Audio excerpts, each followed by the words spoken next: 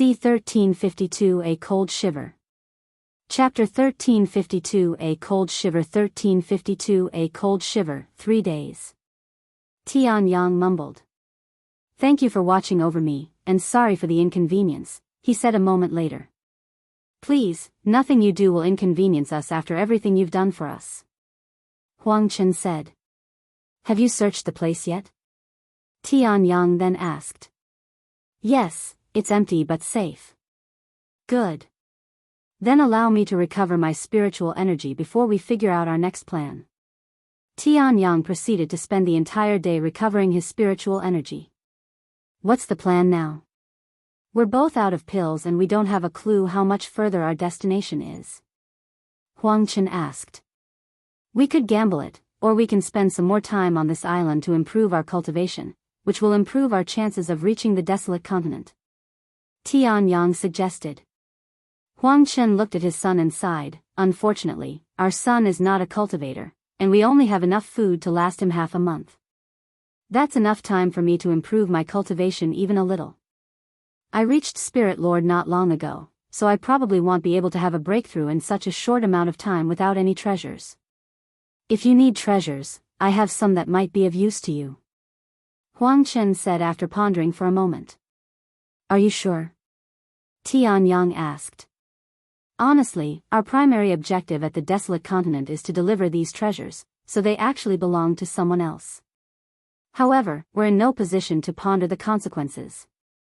I'll deal with them after I survive, Huang Shaoli admitted, acknowledging the current urgency. I'm sure the owners will understand our situation. Tianyang said. Normally, one wouldn't hand out treasures so easily, but they were truly in a dangerous position. Furthermore, Huang would not benefit from these treasures nearly as much as Tianyang would, so he decided to give them to the person who saved their family. After receiving the treasures, Tianyang immediately went into seclusion and began cultivating. Over the next 2 weeks, Huang Shaoli and Huang also tried to improve their cultivation as much as possible. A week into their cultivation, Huang Shaoli made a breakthrough, entering Spirit Grandmaster. Perhaps it was the severity of their predicament, but Huang Shaoli's talents truly began to shine at this moment. Tianyang made his breakthrough on the 12th day, reaching 2nd level Spirit Lord. As for Huang he barely made any improvements. Once prepared, they gathered at the edge of the island. Are you guys ready? There's no going back, and we will either survive or die trying. Tianyang looked at them with a solemn expression. It's a miracle that we made it this far. Hopefully, the heavens will bless us with another island. Huang showed an enthusiastic smile. Huang Shaoli and her mother silently nodded their heads. A few minutes later, after mentally preparing themselves, they left the island and began soaring towards the desolate continent. After his breakthrough, Tianyang could fly without stopping for a little under 24 hours. Everything seemed to be going well at first, and even the sea demons weren't attacking as often, a sign that they were getting close to the desolate continent. However, 12 hours into their journey, Tianyang suddenly felt a cold shiver run down his spine. This feeling, after experiencing numerous life or death situations, Tianyang was no stranger to danger. He had even developed something akin to a sixth sense after narrowly escaping death multiple times. Over time, he discerned a subtle yet unmistakable shiver that would course through him, heralding the imminent approach of danger. Careful, something is coming. Tianyang warned them. What is?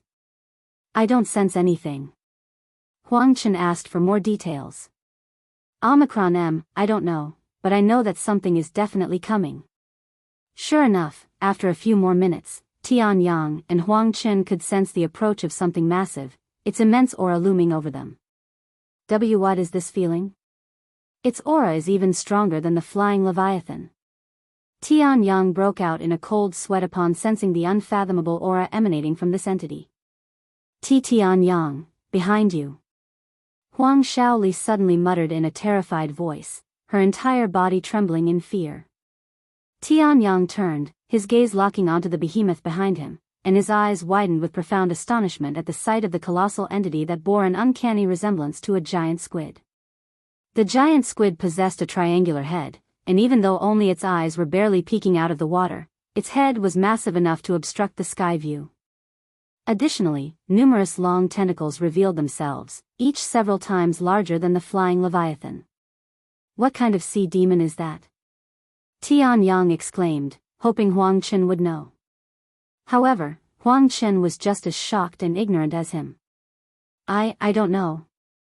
I have never seen or heard of such a monster before. As Tianyang tried to comprehend what was happening, the giant squid sea demon suddenly acted, slamming one of its massive tentacles in their direction. It's attacking. Move out of the way. Huang Chen roared. Both Tianyang and Huang Chen worked their dantian to its limit in order to dodge the tentacle, not caring about how much spiritual energy it wasted. Their speed skyrocketed, surpassing even the flying treasure's speed. In just a few seconds, Tianyang and Huang Chen burned enough spiritual energy that would have lasted them an hour, and they still barely managed to dodge the attack.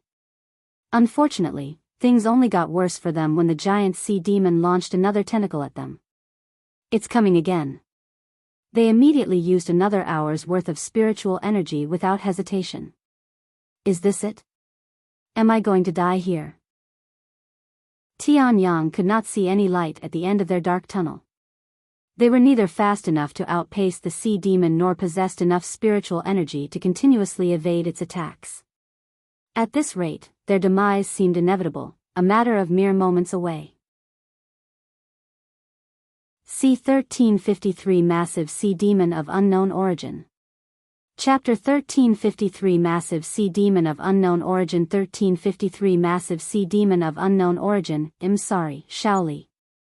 I don't think we'll be able to avoid death this time. Tianyang muttered in a defeated voice as he dodged the next strike. It's okay.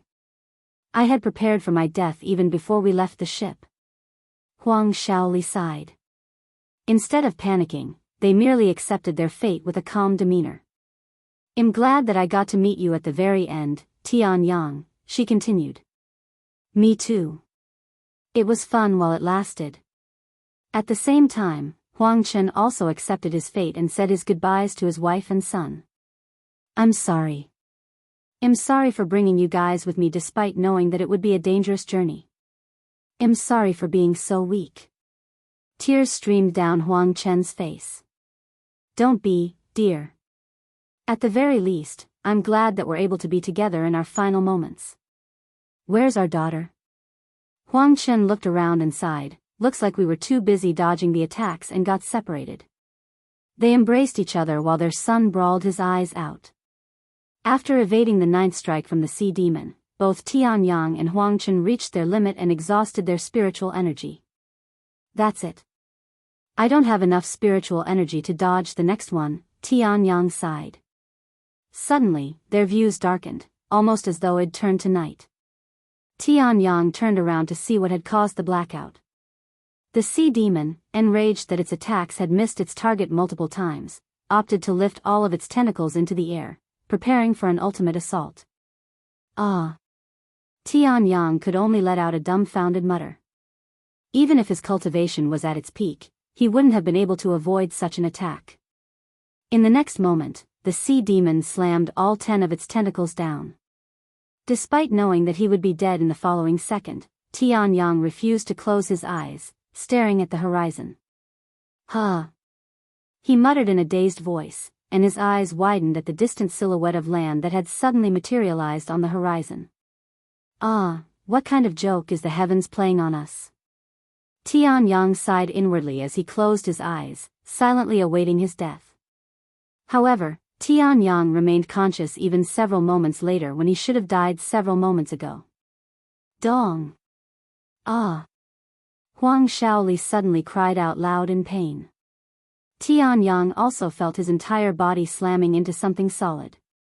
He quickly opened his eyes to see that they had actually crashed into a tree, and they were currently lying on the ground for some inexplicable reason.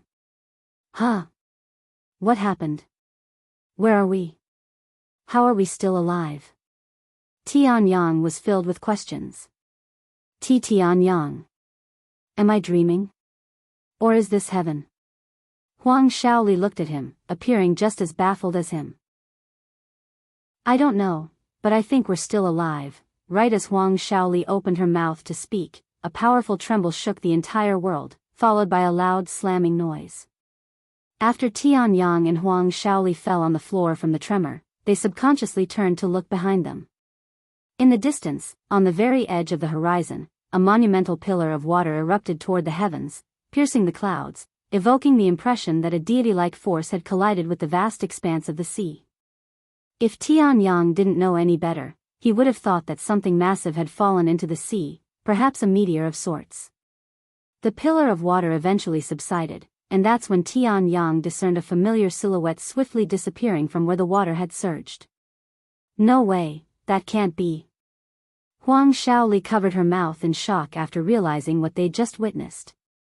Tianyang grasped his chest and muttered, "That was the sea demon, where we were just at, where we should have died.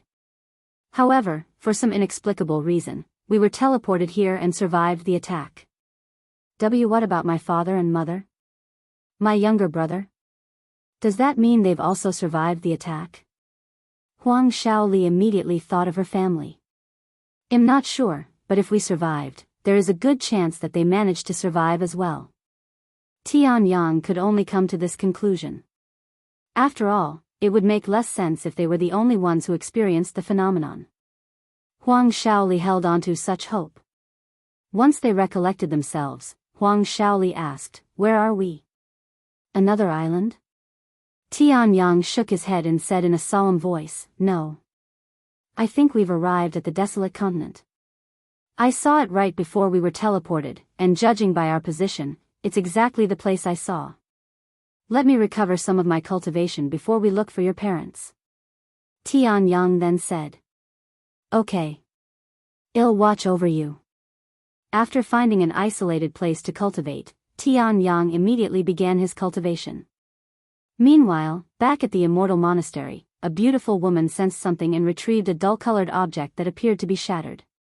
"Is something the matter, Elder Sun?" the individual before her inquired upon seeing the frown on her face. Elder Sun sighed. "I knew that reckless brat was up to something when he suddenly took 3 months of leave and disappeared from the sect without a word. Fortunately, I had secretly given him a life-saving treasure, or he would have died just now." "This reckless brat, are you referring to the suicidal maniac? To give him a life-saving treasure without telling him, you must really care about him." The person before her chuckled jokingly. Elder Sun became a little flustered and quickly said, "What do you know? He still owes me a debt, so simply I cannot let him die before he repays that debt." "Whatever you say." The individual laughed out loud. And he continued, "Anyways, are you going to save him now? He might still be in danger for all we know." After a moment of silence, Elder Sun spoke. "He's like a cockroach, resistant and almost undying. Although I've saved his life many times, I've never had to save him twice in a row. Hell managed like always." Naturally, Tianyang was not aware of their conversation, only learning about it much later. C1354 Colossal. Chapter 1354 Colossal. 1354 Colossal. After spending nearly an entire day recovering around 90% of his cultivation, Tianyang stopped his cultivation and began the search for Huang Shaoli's parents. "Where should we start looking?" Huang Shaoli as they navigated through the vast and empty wilderness. "I know you're in a hurry, but we won't find them by wandering aimlessly. Let's try to find a nearby city and prepare ourselves first," he said. "Okay, how much do you know about the desolate continent?" Tianyang suddenly asked. "Not much, honestly. I know that this place is a treasure trove with many rare medicines and powerful treasures. There are also formidable magical beasts that roam this land." Tianyang then said, "There are countless mysteries as well as opportunities hidden throughout this land. However, the desolate continent is also a lawless land that has only just begun to develop, so there are only 5 cities available. We have the southern stronghold, which is also used as a marketplace. The northern stronghold, the western stronghold, and lastly, the central stronghold, which is also the largest city." "You did your research, huh?" Huang Shaoli seemed impressed by his knowledge. Who would be stupid enough to visit a foreign land without any prior knowledge? Tianyang raised his eyebrows, his gaze directed at her. I am sorry.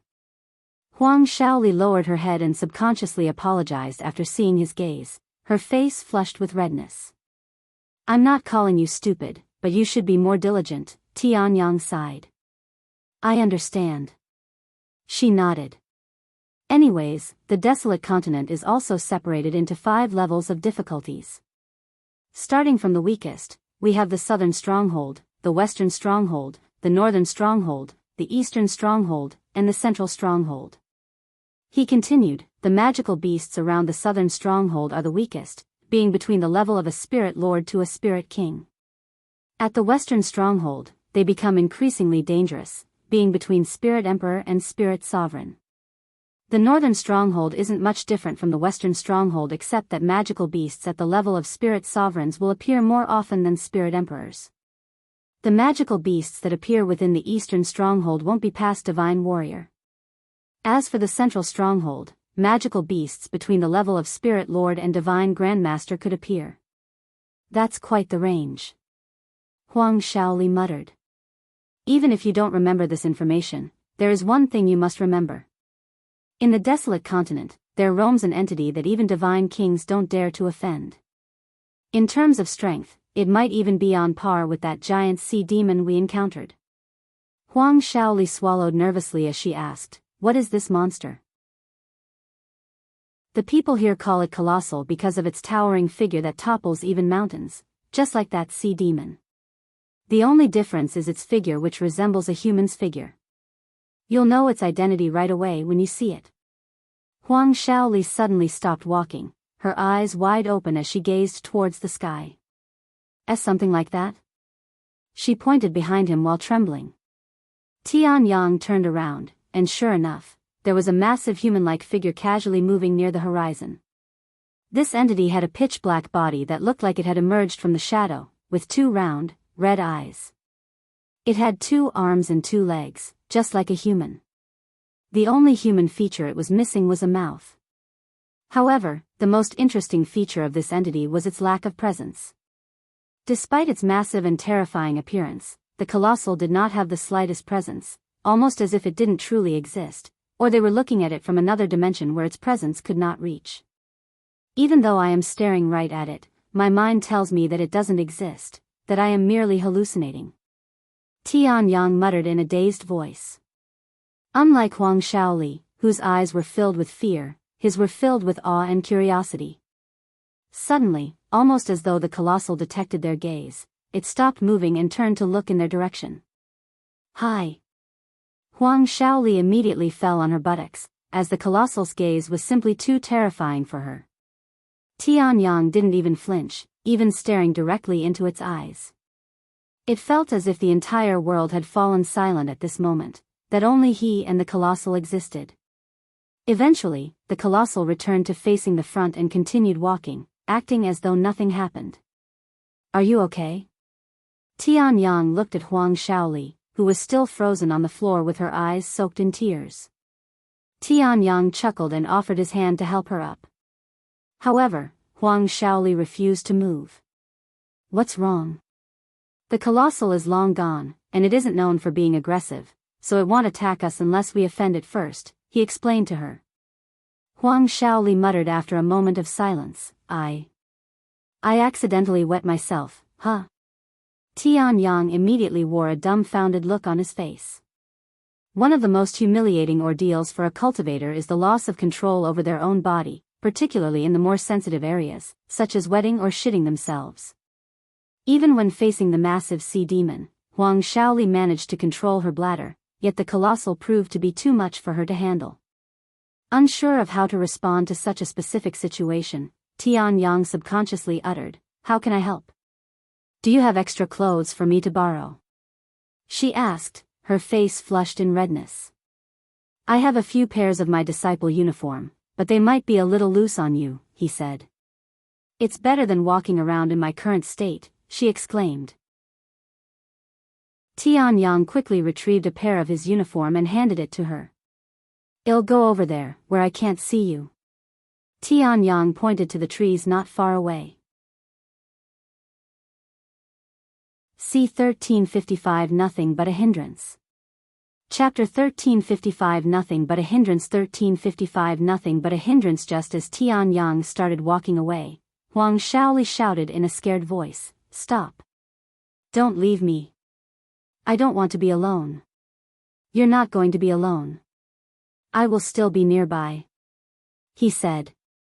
"No. I want you to be by my side, somewhere I can see you." Tianyang found this a bit bothersome, but he didn't blame her. "She's most likely traumatized by our journey here, not that I can blame her."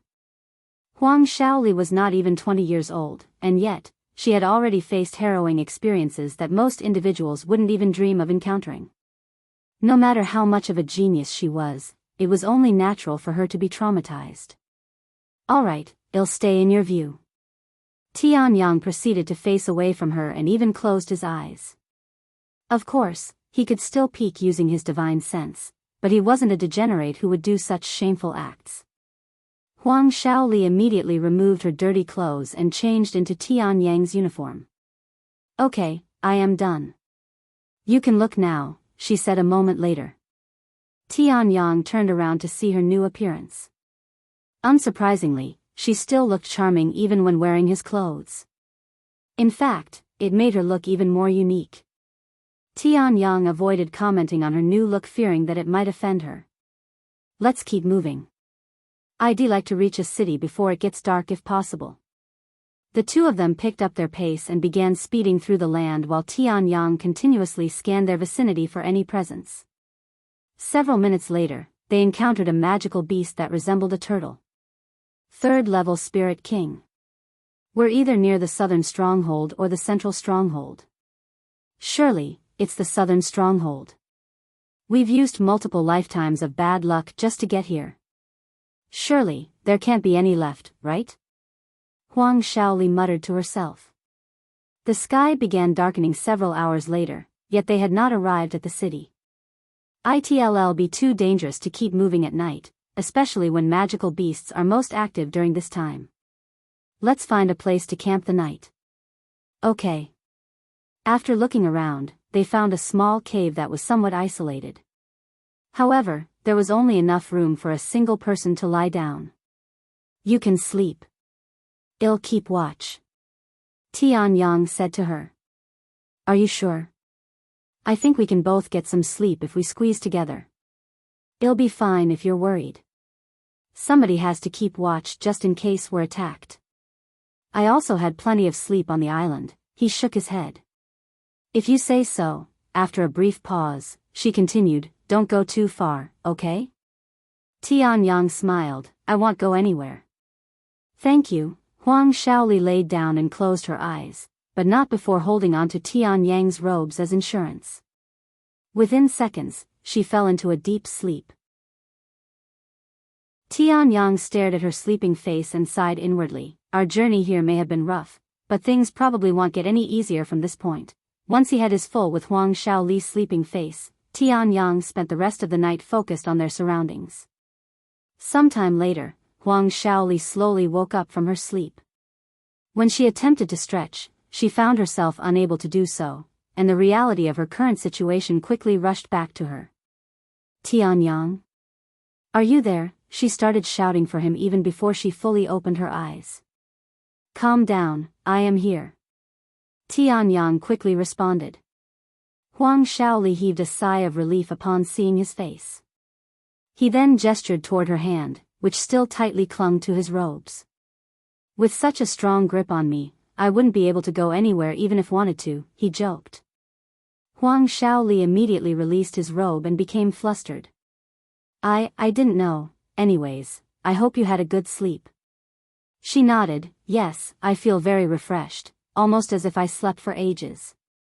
"I mean, you did sleep for 4 days straight," he casually said, revealing this shocking information to her. "I did what?" Huang Shaoli exclaimed in a shocked voice. "Are you serious? Or are you joking? Why didn't you wake me up?" "I tried, honestly. But you just wouldn't wake up no matter how much I tried to wake you up, so I gave up." That can't be. Huang Shaoli was in disbelief. Forget it. You can think about it as we move. They immediately resumed their journey. I hope they are okay. Huang Shaoli prayed inwardly for her family's safety.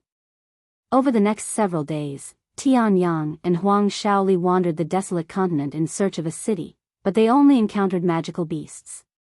They avoided almost every magical beast they encountered, but some of their encounters were unavoidable, forcing them to confront the magical beast.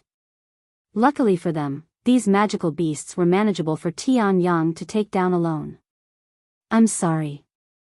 Huang Shaoli suddenly muttered after their latest fight. What for? You don't need to pretend. I know that I am useless, that I am nothing but a hindrance for you. I don't even have a way to repay you for everything you've done for me. I won't blame you if you want to leave me behind. Hearing her words, Tianyang gave her a slap on the back of the head, startling her. What are you doing? She stared at him with a dazed face. Are you really saying that now? I would have long abandoned you if I were that type of person, and I am not doing this with the expectation of some reward. If you keep thinking about such dumb things, it'll really leave you behind. I won't. I will stop thinking about it. I swear, she swore. Then let's keep moving. Okay.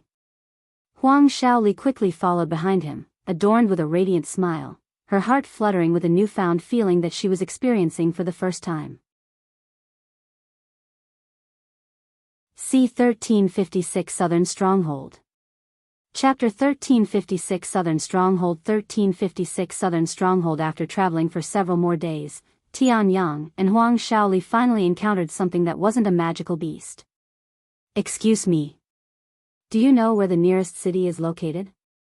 Tianyang approached a cultivator who had just finished defeating a magical beast. However, this cultivator immediately became wary of him and went into a combative stance. Tianyang quickly raised his hand when he saw this, and he tried to assure the cultivator that they meant no harm. Please wait. We are not here to harm you. We're simply lost.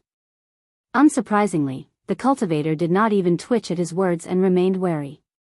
They were currently on the desolate continent, where laws do not apply and only one rule applies, the law of the jungle, where the strong prey on the weak. In this world, it was a common occurrence for cultivators to engage in acts of murder and theft. Those lacking the strength to protect themselves would inevitably fall victim to exploitation. Tianyang was well aware of this rule, but they were not in a position to ignore another human after spending an entire week wandering and lost in this dangerous land. Ha! Do I really look that stupid to you? You say you're lost? That's funny, considering that the nearest city is only a mile from here. The cultivator sneered in disdain. Really? Is that true? Tianyang was pleasantly surprised to learn this information. I must admit, you are pretty good at acting. If I was even a little dumber, I would have believed you. The cultivator said. Tianyang was speechless, but he didn't bother attempting to convince the cultivator otherwise, having already obtained the information he needed. He turned around and returned to Huang Shaoli. The city is only a mile away. That's great. I can finally clean myself. She shed blissful tears imagining herself in a bathtub. Tianyang proceeded to carry her into the air before flying towards the city, leaving the cultivator dumbfounded. Were they truly lost? He mumbled to himself. They had tried searching from the air a few days ago, but they didn't see anything, even attracting the attention of several flying magical beasts, an experience that nearly cost them their lives, so they avoided entering the air from that point forth. Now that he was aware of a nearby city, Tianyang didn't have to worry about any flying magical beasts, as magical beasts tend to avoid the cities. Sometime later, Tianyang arrived at the city, which happened to be the southern stronghold, a conclusion he had come to days before after only encountering magical beasts between the level of Spirit Lord and Spirit King. The city isn't as safe as one might think, so stay close to me even when we are inside. Tianyang warned. Okay. Huang Shaoli immediately grabbed onto his robe like a child who didn't want to separate from their parent in a crowded street, an action that had become a habit of hers. Tianyang entered the city shortly. Since it was a city owned by nobody, there was no need to pay entrance fees like one normally would. Let's find a place to clean ourselves before we look for any information about your family, Tianyang suggested. Let's, she immediately agreed. The interior of the city was rough and barely developed, resembling that of a rural city.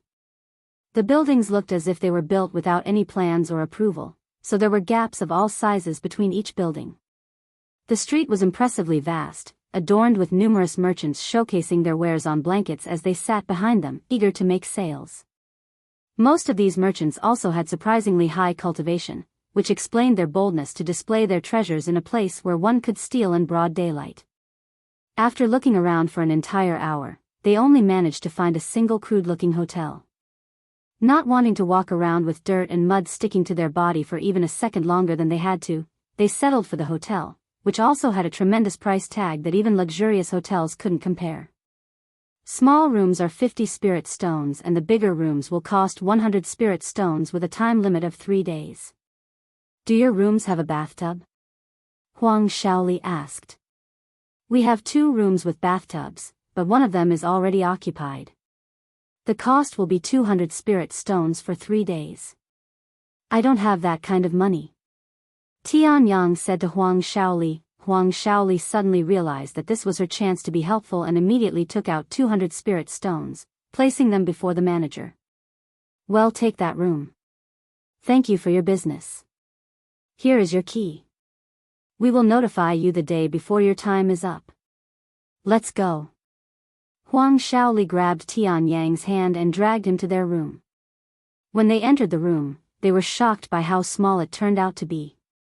This is their most luxurious room? This isn't even worth a silver a night, much less 100 spirit stones. Huang Shaoli felt scammed. Upon opening the door to their room, they were greeted by a room that was twice as spacious as Tianyang's room in the Raging Serpent, but that doesn't say much when considering the size of his room. Moreover, there was only a single large bed in the room. Besides that, the bathroom was in a separate room, which was even smaller than Tianyang's room in the Raging Serpent and only had enough room to fit a medium-sized bathtub.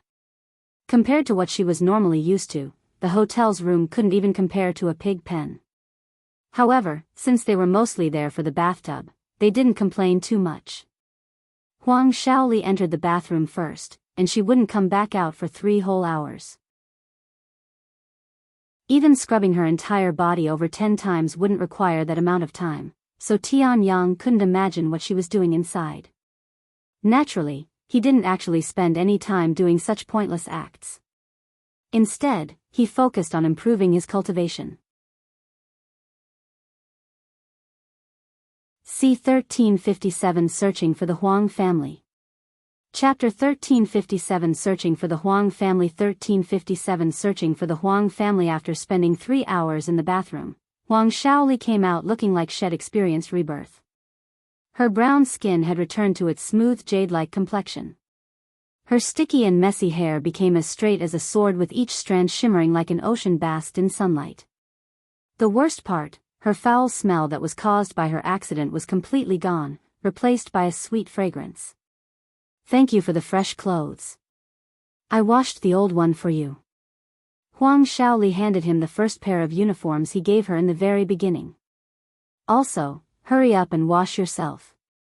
You smell like a beggar, she said while pinching her nose. Because she also smelled like a beggar before her shower, she didn't notice the foul smell.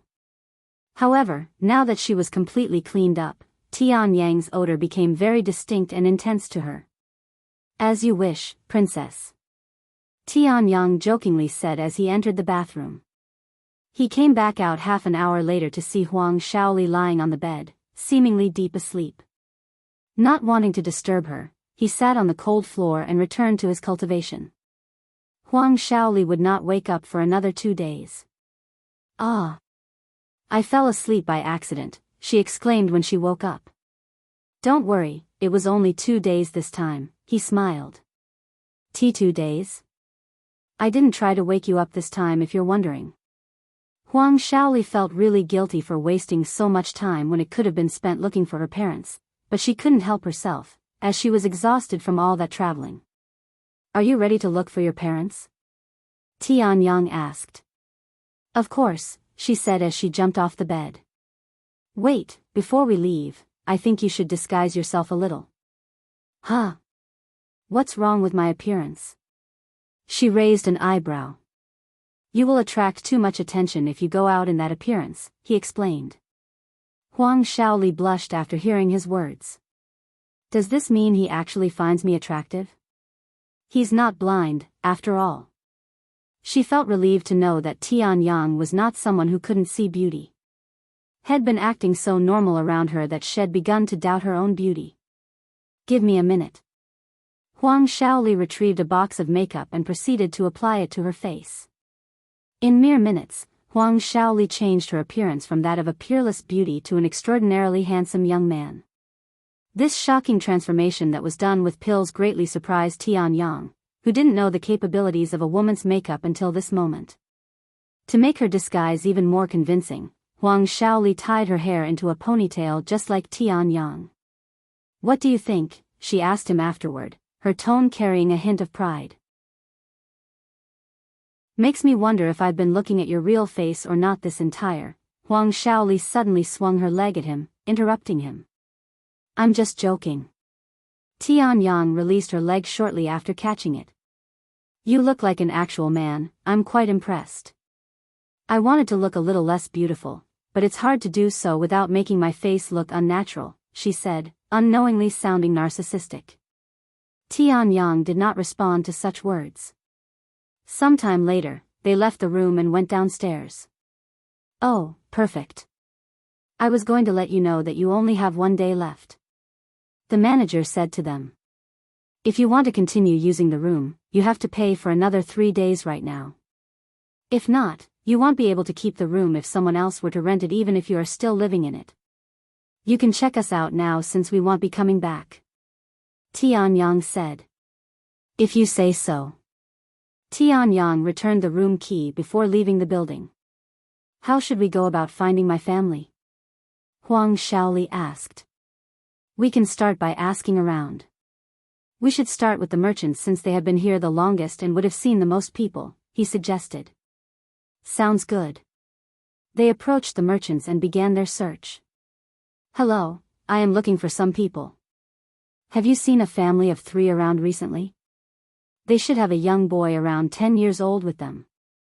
Huang Shaoli asked. However, the merchant remained silent, only throwing up a money sign using his hand. Huang Shaoli didn't hesitate and handed him 5 spirit stones. I haven't seen them. The merchant said. Huang Shaoli felt like she got scammed again, but there was nothing she could do. She repeated the same thing with the other merchants. Have you seen a family of 3 with a young boy recently? Have you seen a middle-aged man at the 3rd level spirit lord recently? You have? Really? Was he with a woman and a young boy?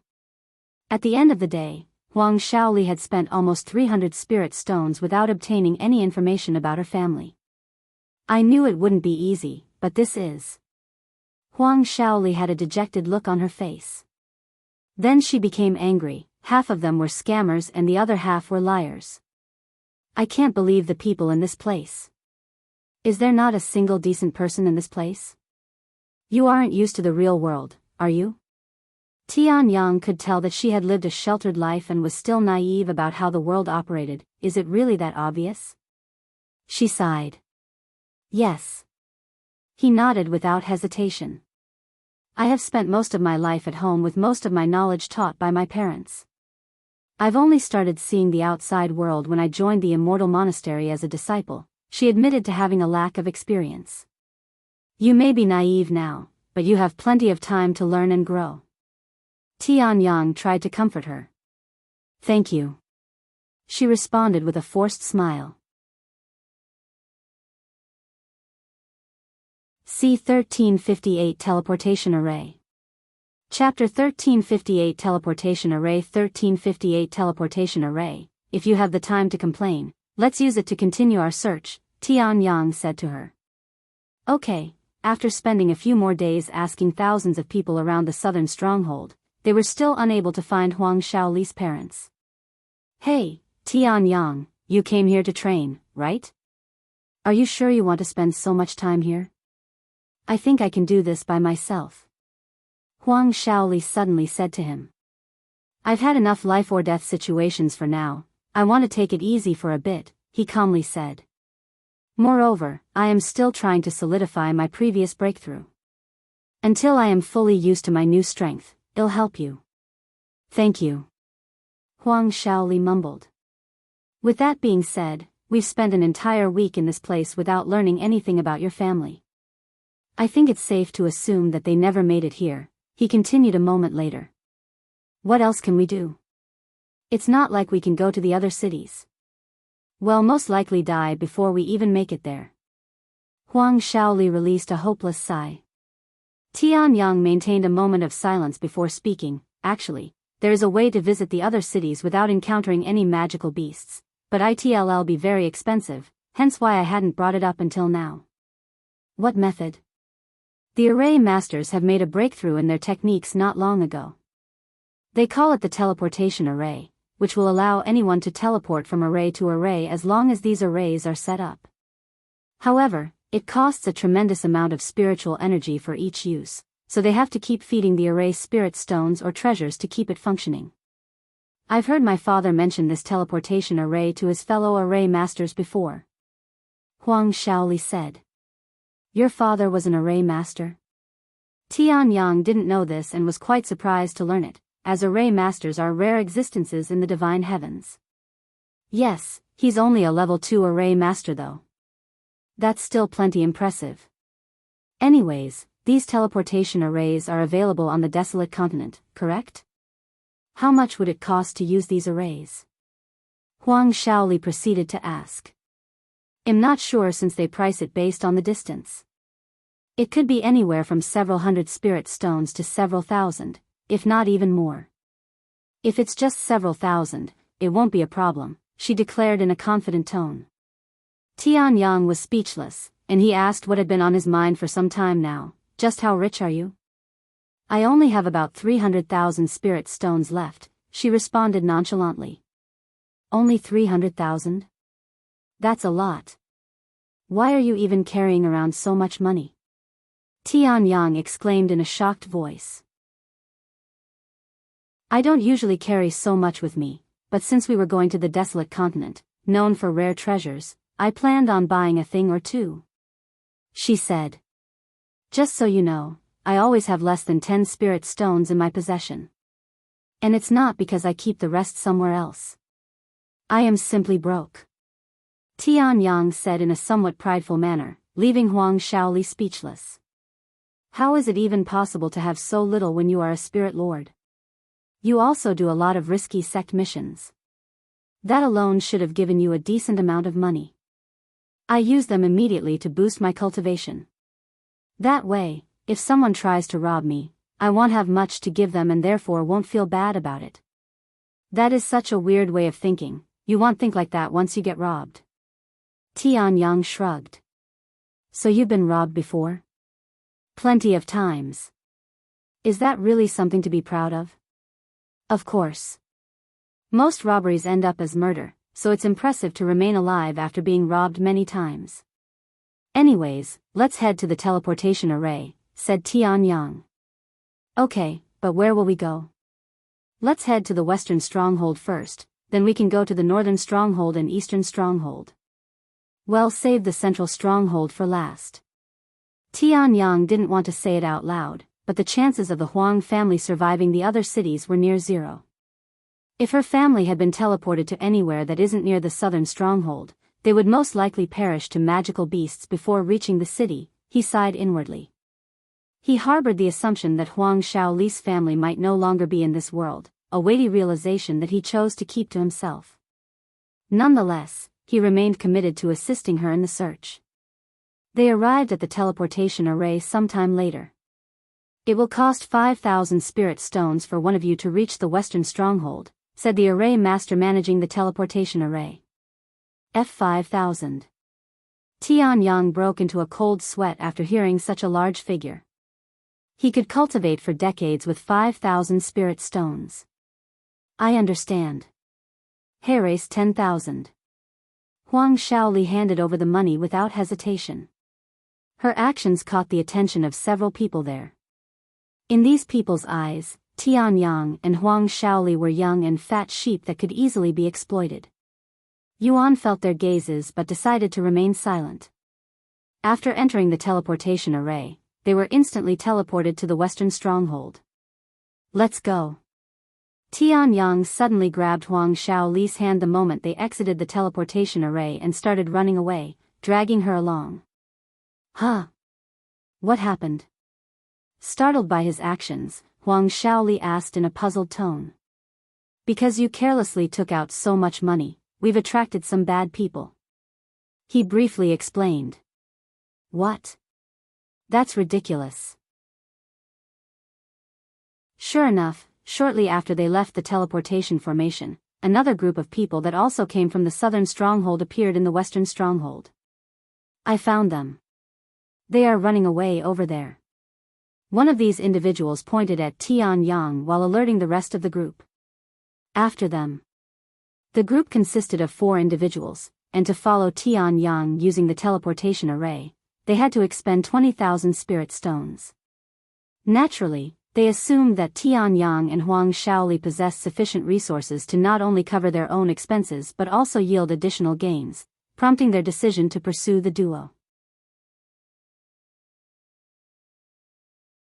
C1359 Targeted.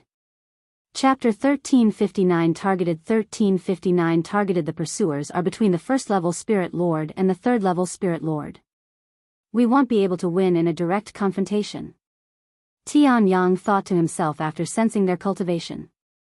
Fortunately for him, pursuing someone in the city proved challenging due to the irregular placement of buildings. Additionally, Tianyang, accustomed to being pursued, had acquired the skill of misdirection to evade those chasing him. Sometime later, Tianyang managed to shake off his pursuers by hiding in an isolated alley. We should be safe now. I'm sorry. I was too careless. Huang Shaoli sighed. No, as the one in charge, I am also responsible. Anyways, those guys all had the same tattoo on their body. Due to the desolate continent's lawless nature, fugitives and bandits started forming gangs to protect each other and bully the others. If I recall correctly, those guys belong to a gang called the Gold and Money Bandits. They are known for ganging up on the weak. Although their members do not have high cultivation, they are the largest gang in the desolate continent. What should we do now? She asked. Unfortunately, we won't be able to search for your parents in the open now, as they will actively look for us. Huang Shaoli bit her lower lip in frustration after hearing this. 17:08 However, Tianyang continued, but if we disguise ourselves with an appearance-reforming pill and change our clothes, we should be fine. Where would we get such a pill?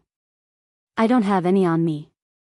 Tianyang proceeded to retrieve 2 appearance-reforming pill and handed one to her. I have some. You're really full of surprises. She muttered. Wait. Why didn't you give me this before? I could have used this instead. Do you have any idea how expensive these pills are? They are nearly 50 spirit stones each. If you can disguise yourself without needing it, I'd only be wasting money. He said. Huang Shaoli was speechless. Also, these pills only work for about 12 hours and I only have enough for the next 3 days. If we can't buy more by then, we'll have to stop looking for your parents. Tianyang warned. We just need to buy more, right? I'll buy as much as we need. She declared in a determined voice. That is if we can find more.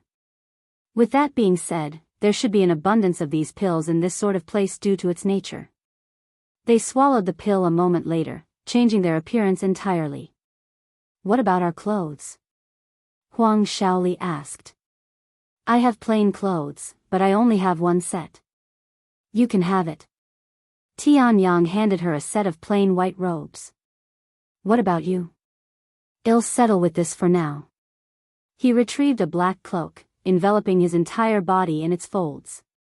Once they were prepared, they left the alley and resumed their search for the Huang family. After a day of normality, Tianyang suddenly noticed people staring at them from a distance. "We need to leave right now," Tianyang said to Huang Shaoli through divine sense.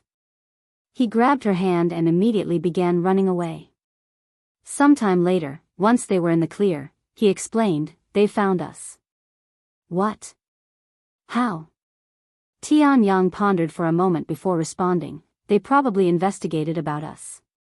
Since we've been asking about your family for several days at the southern stronghold, they can easily spot us if we continue doing the same thing, regardless of our disguise, Omicron M, so we can no longer look for my family without being hunted," she muttered in a low voice. Tianyang didn't know how to respond and remained silent.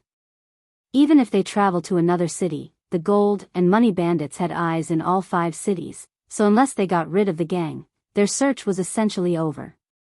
Why? Why is nothing going right? I am just trying to find my family. Why is the heavens doing this to us? What did we do wrong? Huang Shaoli suddenly released her frustration, tears streaming down her face. Sometime later, Tianyang said, "Although we can't ask around about your family, we can still look around ourselves." In response to his words, Huang Shaoli sighed with a heaviness that echoed through her words, "There's no point. It's evident that the heavens are playing with us." Despite my attempts to cling to hope, deep within, I knew that my family never made it out alive, that I was only denying reality to delay the inevitable. Then how do you explain our escape? Why were we the only ones who survived when we were all being targeted by that sea demon? Tianyang asked. "I don't know, and I don't care anymore. I'm tired. I want all of this to end already." Huang Shaoli lowered her head, her eyes devoid of any light, almost as if her soul had died. Tianyang knew that there was nothing he could say that would make her feel better, so he silently sat beside her and patiently waited for her to recover. "If I leave now, I will probably live the rest of my life thinking about it. That would be disastrous for my Tao heart," he sighed inwardly. Thus, for the next hour, they would sit in a narrow and isolated alley without uttering a single word to each other. Eventually, Huang Shaoli broke the silence and asked, "Why are you doing so much for me?" "I don't deserve it." Tianyang could tell that Huang Shaoli was deliberately saying such things even though she promised not to bring it up again so that he could leave her behind. "Just leave me behind." Huang Shaoli sighed inwardly. She lacked the courage to directly ask him to leave, so this was the only way for her to express herself. However, in response, Tianyang suddenly wrapped his arm around her and mumbled in a low voice, "I promised your father that I'd protect you, and I am not one to break promises." Huang Shaoli lifted her head and looked at him after hearing his words. "My father," she muttered in a dazed voice. C1360 Huang Shaoli's Feelings. Chapter 1360 Huang Shaoli's Feelings. 1360 Huang Shaoli's Feelings. "When did you promise my father such a thing?" Huang Shaoli asked him. After a brief moment of silence, he revealed, "When we were being attacked by the sea demon, he communicated with me through divine sense. If you manage to get out of this alive and we don't, please protect my daughter." These were his exact words right before we got separated. Huang Shaoli began bawling her eyes out after hearing this. "Father. Mother. Brother." She screamed into her sleeves, releasing all of her built-up anguish. Huang Shaoli cried and cried, soaking her whole sleeve with tears. Eventually, after many minutes of release, Huang Shaoli calmed down. "Thank you, Tianyang. I will stop being so weak. That will be the last time I shed tears," she declared with a determined look on her face. Tianyang smiled. "It's okay to have a moment of weakness now and then. That's what makes us human. What do you want to do next?" He then asked. "I'm going to stop searching for my family and start focusing on improving my cultivation. I want to be strong enough to wipe away the gold and money bandits by myself," she said.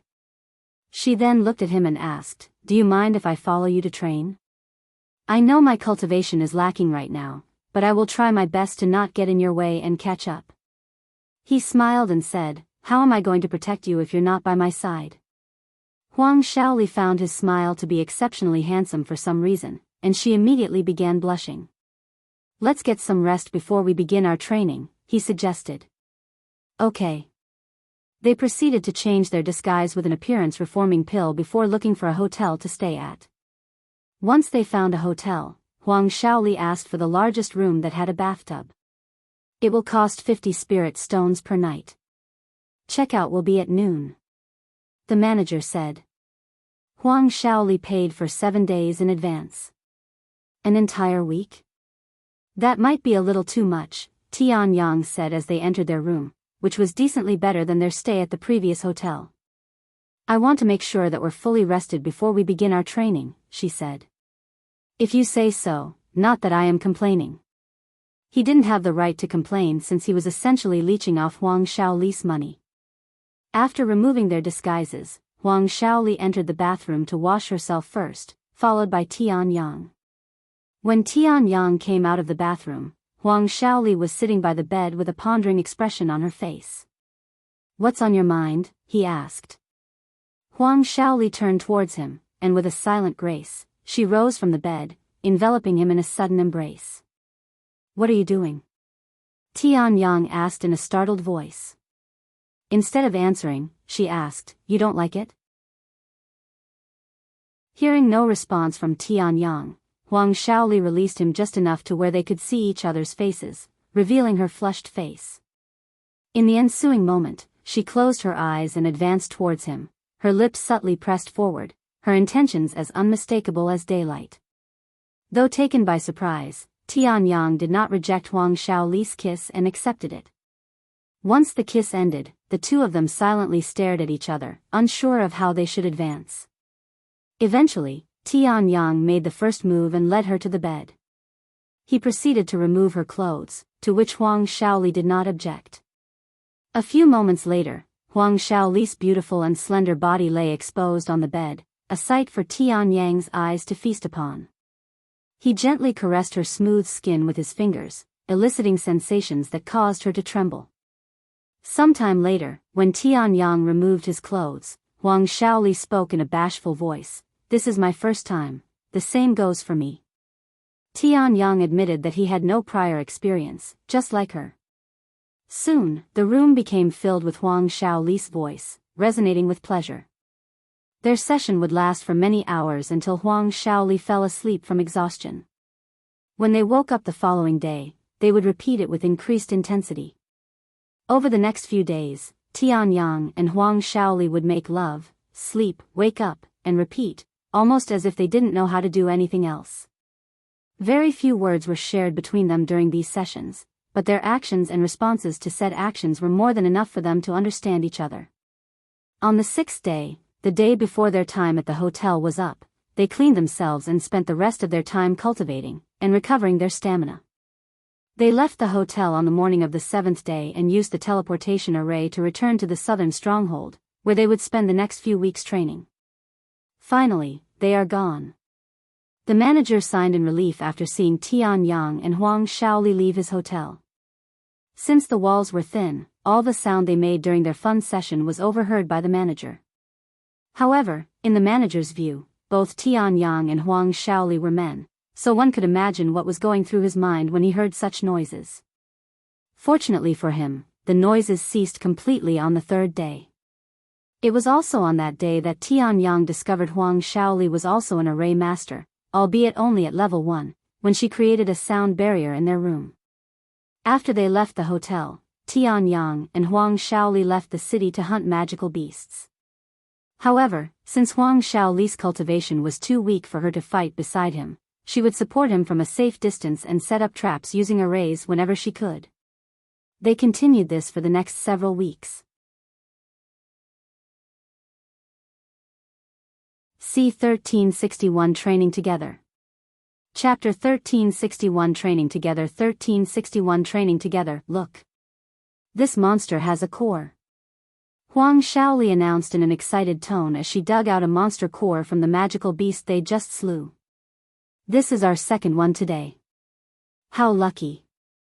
Tian Yang smiled. They've been hunting magical beasts non-stop for the past month. After killing a magical beast, they would sell its valuable parts to the merchants for money and keep the cores to boost their own cultivation. As for the money they earn through selling magical beast parts, they would use it to purchase appearance-reforming pills and medicine. Any leftovers would be used to further boost their cultivation. They would stop hunting at the end of every week to spend a day in a hotel in order to clean themselves among other things at night. During this month-long period, Tianyang increased his cultivation to the 3rd-level Spirit Lord. Huang Shaoli saw the biggest improvements, reaching the peak of Spirit Grandmaster. When Tianyang saw how fast Huang Shaoli was advancing, it reminded him of his own lack of talent. Despite most of the resources going towards him, Huang Shaoli was still advancing faster than he did at her level. It's been a little over 2 months since they started their journey to the Desolate Continent, and they have spent about a month and a half on the Desolate Continent itself. How long do you plan on staying in this place? Huang Shaoli asked him as they lay on the bed at the end of their love session. I applied for 3 months of leave, and I intended to spend at least a month training here, he said. In that case, you are already late since it will take us at least another month to return to the sect. I know. You're not worried about punishment? I heard they could be quite severe, she said in a worried tone. This won't be my first time staying outside the sect longer than I am supposed to, and I have a friend at the sect to rely on during such times. What about you? You're a fellow disciple, too. I requested 4 months of leave so I still have some time, she said. Even if I return to the sect late, my situation should give me some leeway. Despite mentioning her family's situation, Huang Shaoli only sounded a little melancholic, a testament to how much she had grown since then. There is a ship sailing to and from the Desolate Continent at the beginning of every month, so we can leave in 2 weeks. Tianyang said. What will you do once you return? Do you have any other family members at home? He suddenly asked. I'm not sure, but I still have my grandparents, she said. How about your family? I'm the only one left, he calmly said. Oh. I'm sorry. Don't be. In fact, I don't know anything about my real parents. According to the village I grew up in, I was abandoned there shortly after birth. I was adopted by a single mother who was living alone with her daughter, who became my sister. They were killed before I turned 10, and I have been living alone since then. That's... Huang Shaoli was shocked by his background, which she was learning about for the first time. Their conversation ended shortly after, and they fell asleep a little later. They continued their training the following day. In the blink of an eye, another 10 days passed. Let's start making our way to the docks, said Tianyang after they cleaned their bodies at the hotel. All right. The docks were located about 100 miles away from the southern stronghold, so it didn't take too long for them to reach their destination. At the docks, a massive ship was stationed with some people already boarding it. That must be the swimming dragon. Huang Shaoli said after seeing the dragon's head at the front of the ship. There were 3 different ships that traveled to and from the Desolate Continent. The Raging Serpent, the Wandering Koi, and the Swimming Dragon. However, with the Raging Serpent destroyed by the Flying Leviathan, there were only 2 working ships now. Let's get our room. Tianyang said as he approached the dock. Huang Shaoli happily followed along. However, just as they took a couple of steps, the ground suddenly shook violently, reminiscent of the event that occurred nearly 3 months ago with the sea demon. What's happening? Just as Huang Shaoli spoke, a black wall suddenly erupted from the edge of the land, enveloping the entire Desolate Continent like some kind of dome. This black dome covered the entire sky, blocking everything except sunlight. In the wake of the Black Dome's emergence, an authoritative voice echoed across the Desolate Continent. The Desolate Continent has just been sealed. No entry or exit shall be permitted until the entity known as Colossal is exterminated. Shortly after this announcement, the world started to tremble again as multiple waves of intense spiritual energy swept the Desolate Continent, almost as though there were multiple immortal experts fighting on the land. What the hell is happening? Who was that speaking? Panicked screaming could be heard coming from the ship in the distance. In fact, everyone on the continent was demanding for answers, but the voice did not return, leaving them to speculate. I don't know what is happening exactly, but it's obvious that someone is trying to hunt the Colossal. Tianyang said to Huang Shaoli, but what does that have to do with us? They can't keep everyone in here because of that. Tianyang looked at the dome in the sky and sighed, when you are powerful enough, you can do anything you want. After all, who will stop you? Anyways, let's get to the ship first. Maybe they can still leave. Tianyang suggested a moment later. Okay. They quickly approached the ship, ignoring the powerful waves of spiritual energy that were constantly sweeping across the continent. C1362 Unable to Enter or Leave. Chapter 1362 Unable to Enter or Leave. 1362 Unable to Enter or Leave. By the time Tianyang and Huang Shaoli arrived at the ship, the swimming dragon was already released from the docks and sailing towards the black wall a few miles away. Should we just ride the ship? Huang Shaoli asked Tianyang, who could simply fly them to the ship. Well, get closer to the ship, but we won't board it just yet, he said, worried that something might happen once the ship reaches the wall. Okay. Tianyang carried her into the sky and chased after the ship. A few moments later, the ship reached the wall, and Tianyang watched as the swimming dragon crashed into the wall. Bang! The instant the front of the ship made contact with the black wall, an unfathomable force emanated from it, repelling the vessel. The swimming dragon soared out of the sea, hurtling dozens of miles into the continent before crashing into the ground. Tianyang and Huang Shaoli's eyes were wide open after witnessing such a scene. I'm glad we didn't get on that ship. Huang Shaoli mumbled in a dazed voice. Yeah. Tianyang nodded in agreement. What should we do now? She asked a moment later. There's nothing we can do but wait it out. The barrier should disappear once these experts slay the Colossal and accomplish their goal. Hopefully it won't take too long. She sighed. After returning to land, Tianyang and Huang Shaoli sat on the ground and patiently waited for the dome to disappear. However, waves of spiritual energy continued to appear even days later, and the black dome still enveloped the continent. This is getting ridiculous. How can they fight for days without rest? Huang Shaoli sighed out loud. These experts have unfathomable prowess. I cannot even tell what their cultivation level is. Tianyang shook his head.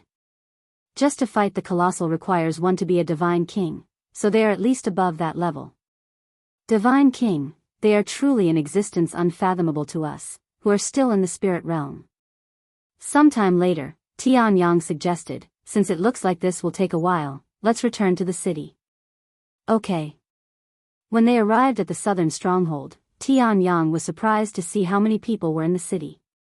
I've never seen this place so crowded before. They can't even walk around without constantly rubbing shoulders. Huang Shaoli was shocked by the scene. Not only was the city brimming with people, but there were also hundreds of individuals camping around the city on the outside. Should we also set up a tent outside? Huang Shaoli asked. I doubt we'll be able to find a room in the hotel anyway. He nodded. They quickly found an empty spot to set up their tent, something they'd purchased during the earlier days of their training. As they prepared their tent, Tianyang could hear the others around them talking to each other. I'm telling you, there are over 100 divine realm cultivators fighting the Colossal. I saw it with my own eyes. What were their cultivation levels? I can only sense up to Divine Emperor, and out of the 100 or so experts fighting, I could only sense 3 Divine Emperors, so everyone else must be higher than Divine Emperor. Heavens! This must be an all-out war with the Colossal. Why are they even targeting the Colossal? It doesn't even attack anyone unless provoked. It might be due to a certain rumor. What rumor? According to the rumor, there exists an Immortal's graveyard somewhere within the desolate continent. This Immortal was a golden Immortal when he was still alive, so he must have left behind some insanely powerful treasure. Some even speculate that the Colossal has something to do with that Immortal, that it might be the key to finding the Immortal's graveyard. There's no way. How many cultivators have reached the realm of Golden Immortal since the beginning of time? Less than 5. If this rumor is true, it would be a historical discovery. Golden Immortal. Tianyang muttered after hearing this information. During this period of time, Golden Immortal was the highest level of cultivation known to man, so it was literally the peak of cultivation. Do you think the rumors are true? Huang Shaoli asked out of curiosity. If it was true, it would make sense why these experts are so desperate to defeat the Colossal.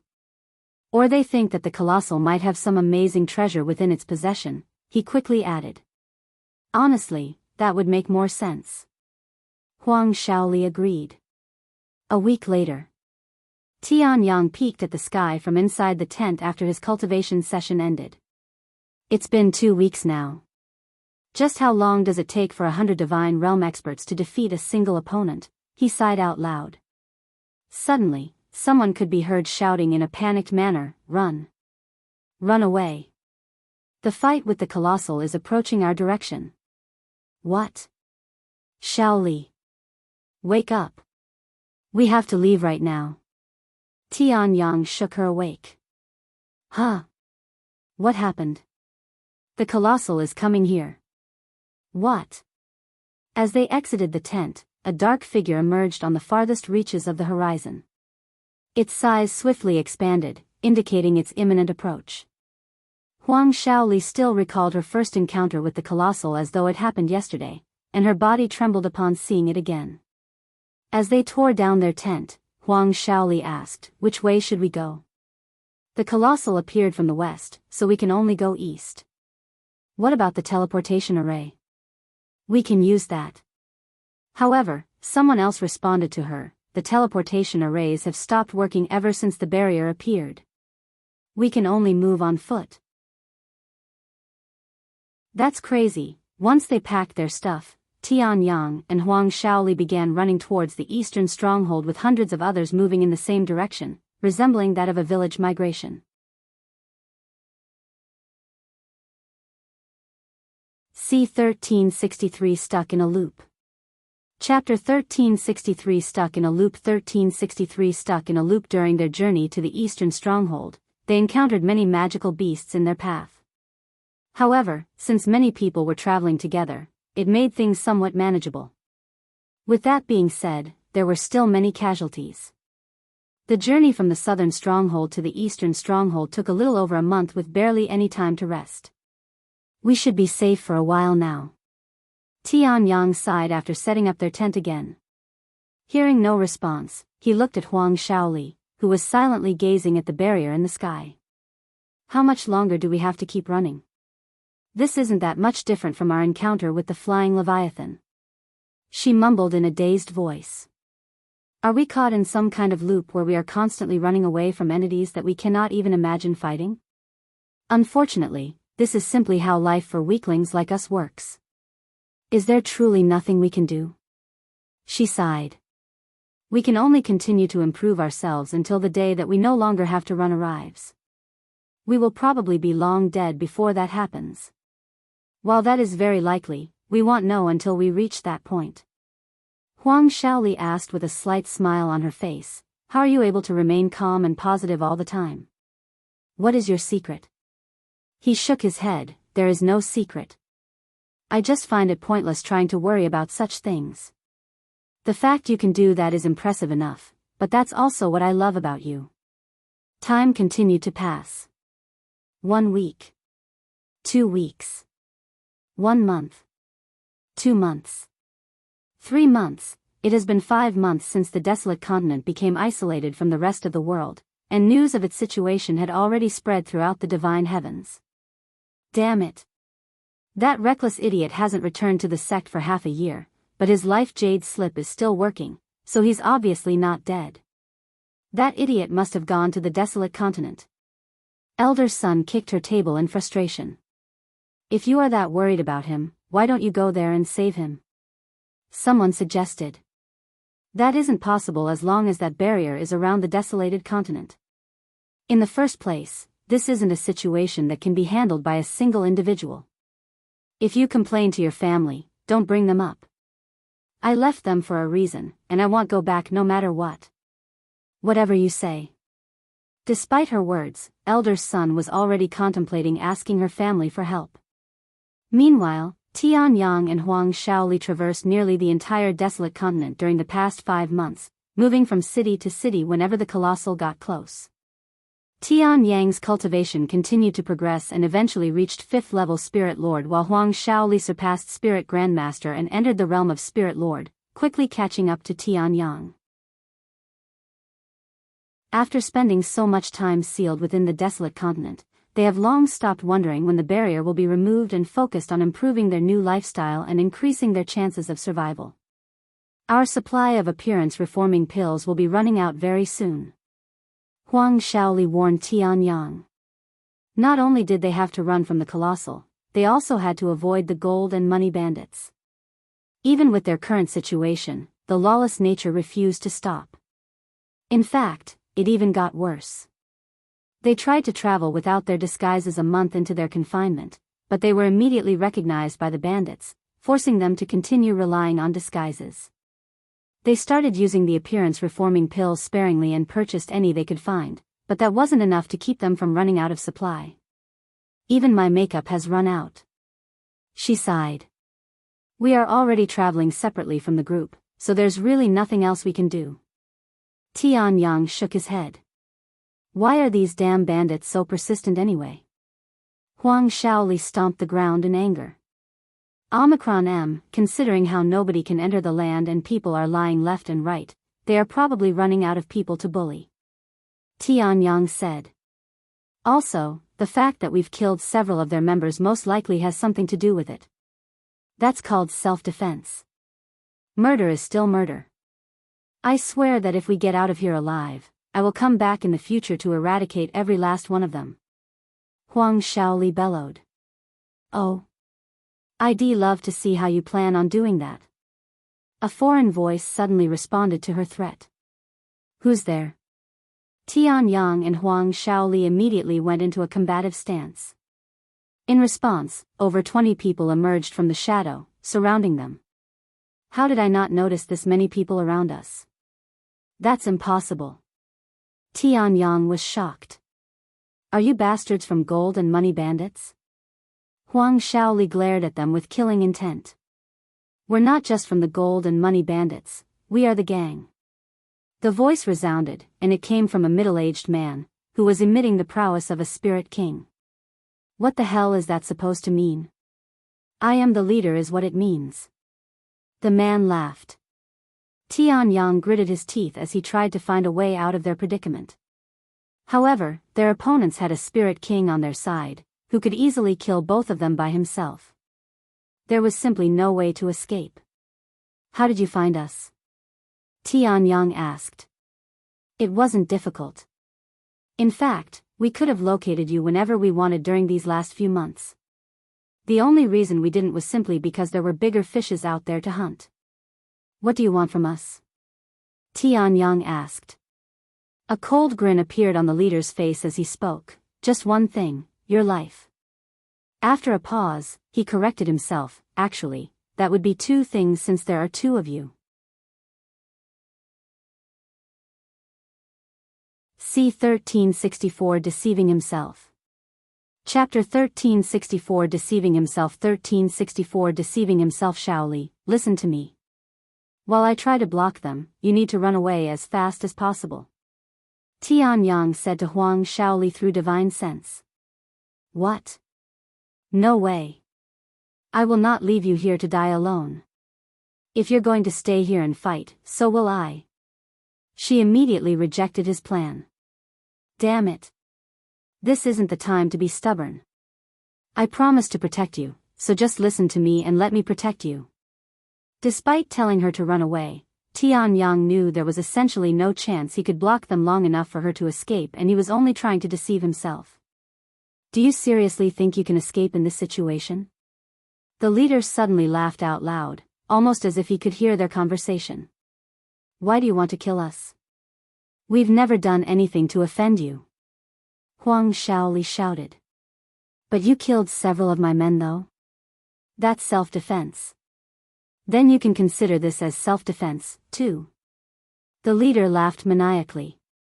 Tianyang closed his eyes and took a deep breath.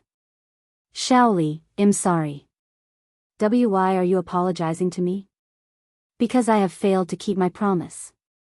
I'm sorry that I couldn't protect you. Nonsense. We can survive this.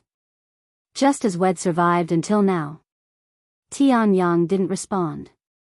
Talking between yourselves again? Go ahead. I'll let you say your goodbyes since I am a good person. The leader said. In the following moment, Tianyang suddenly moved. However, he didn't move to attack the bandits. He appeared right beside Huang Shaoli and grabbed her hand. I love you, he muttered to her in a low and gentle voice. I love. The moment Huang Shaoli opened her mouth to respond, Tianyang, using all his strength, tossed her into the air and away from the bandits. Run! He shouted at her. The leader sneered at his pointless attempt and spoke in a commanding tone, half of you go hunt that escaped rat. Seeing this, Tianyang tried his best to block them. However, he wasn't able to block a single one from chasing after Huang Shaoli. What can a powerless man like you do? The leader of the gang blocked Tianyang from his attempt. Get out of my way. Tianyang unleashed all of his cultivation and attacked the leader. Why struggle when you know it'll be in vain? The leader casually deflected his attack. The difference between Spirit Lord and Spirit King was like heaven and earth. There was simply no chance for a talentless person like Tianyang to overcome such a hurdle. However, the leader didn't immediately kill Tianyang and toyed with him by giving him minor injuries, almost as if the leader wanted his opponent to bleed to death. Many minutes of struggling later, the other bandits returned, and in their grasp was Huang Shaoli's lifeless body. Tianyang lost his strength when he saw her corpse. Oh. Took you guys long enough. The leader said to them. The bandit carrying her corpse tossed her body onto the ground like trash and said, the bastard was stronger than expected and even managed to kill two of us. The leader raised an eyebrow when he saw Huang Shaoli's appearance. Huh? Who is this woman? Ah, she was a woman disguised as a man. We didn't realize it until we killed her. The bandit sighed. Truly a pity. We could have had so much fun with a beauty like her. The leader shook his head. He continued, whatever, I'm sure some of the guys back at the base are into this kind of stuff. Keep her corpse for now. Roger. Tianyang remained frozen, almost as though he had turned into stone, his eyes void of light. Hey, are you still alive? The leader suddenly pierced his sword into Tianyang's stomach. Seeing not even the slightest reaction from Tianyang, the leader sighed, how boring. He raised his arm in preparation to behead Tianyang. Right as the leader pulled his sword back, one of the bandits suddenly screamed in a terrified voice, Leader! Behind you! Huh? The leader turned around to see a massive ball of flames flying towards them. What the foo? Boom! The ball of flames landed near them, exploding viciously. The leader and half of the bandits there instantly turned to charcoal from the flames while everyone else was blown away by the explosion, including Tianyang, who barely managed to escape the flames because the leader had stood in front of him and blocked most of it. Unbeknownst to them, the ball of flames had been launched by one of the experts fighting the Colossal. Upon missing its target, the ball of flame disappeared into the horizon and happened to land by Tianyang. Fuck. The leader's dead. Run before another attack comes. The surviving bandits scrambled away, ignoring Tianyang, who looked as good as dead anyway. Several days later, someone approached Tianyang's corpse-like body cautiously. Wow, how is this bastard still alive with such injuries? A young man's voice exclaimed in a surprised tone. After a moment of silence, the young man spoke again. Your determination to live must be quite impressive. I cannot allow such a warrior to die like this. The young man proceeded to retrieve a vial of an unknown substance and poured it into Tianyang's mouth. Within moments, the injuries on Tianyang's body started recovering at a rapid rate. A few minutes later, Tianyang slowly opened his eyes. When he sensed something next to him, Tianyang subconsciously attacked. "Get your dirty hands off her, you bastards!" Tianyang roared. "Whoa!" The young man swiftly evaded his attack and distanced from Tianyang. "Calm down, buddy. I'm not here to hurt you." After coming to his senses, Tianyang looked around frantically. "Where are the bandits? Where's Xiao? I haven't seen any bandits, nor do I know who this Xiao is." The young man shrugged. "Who are you?" Tianyang asked the young man with gold-colored hair. "Where are your manners? You should introduce yourself first before asking for another's identity." "Whatever, I am in a good mood so I will look past it. I'm Kulas, what about you?" The young man introduced himself.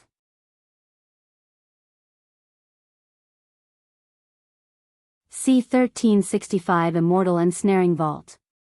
Chapter 1365 Immortal Ensnaring Vault. 1365 Immortal Ensnaring Vault. Tianyang, huh? Why were you on the brink of death, Tianyang? Kulas asked him.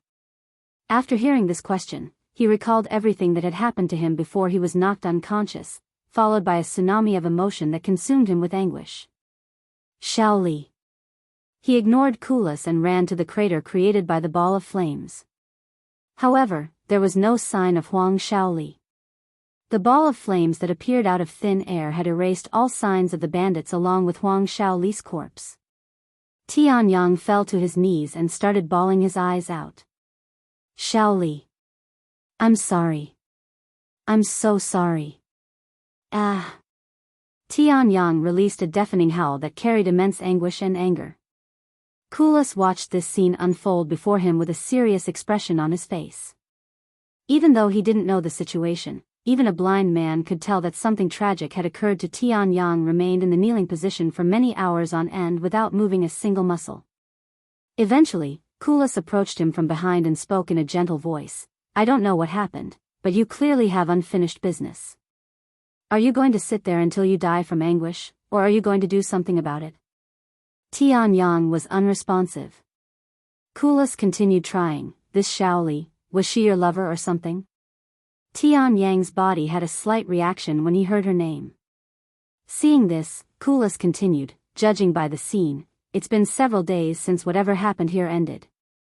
You've managed to survive so many days with injuries that would have killed someone else over 100 times. Your determination is unfathomable. I know you are not someone to give up no matter how bad things get." "My injuries. Did you heal them for me?" Tianyang suddenly asked.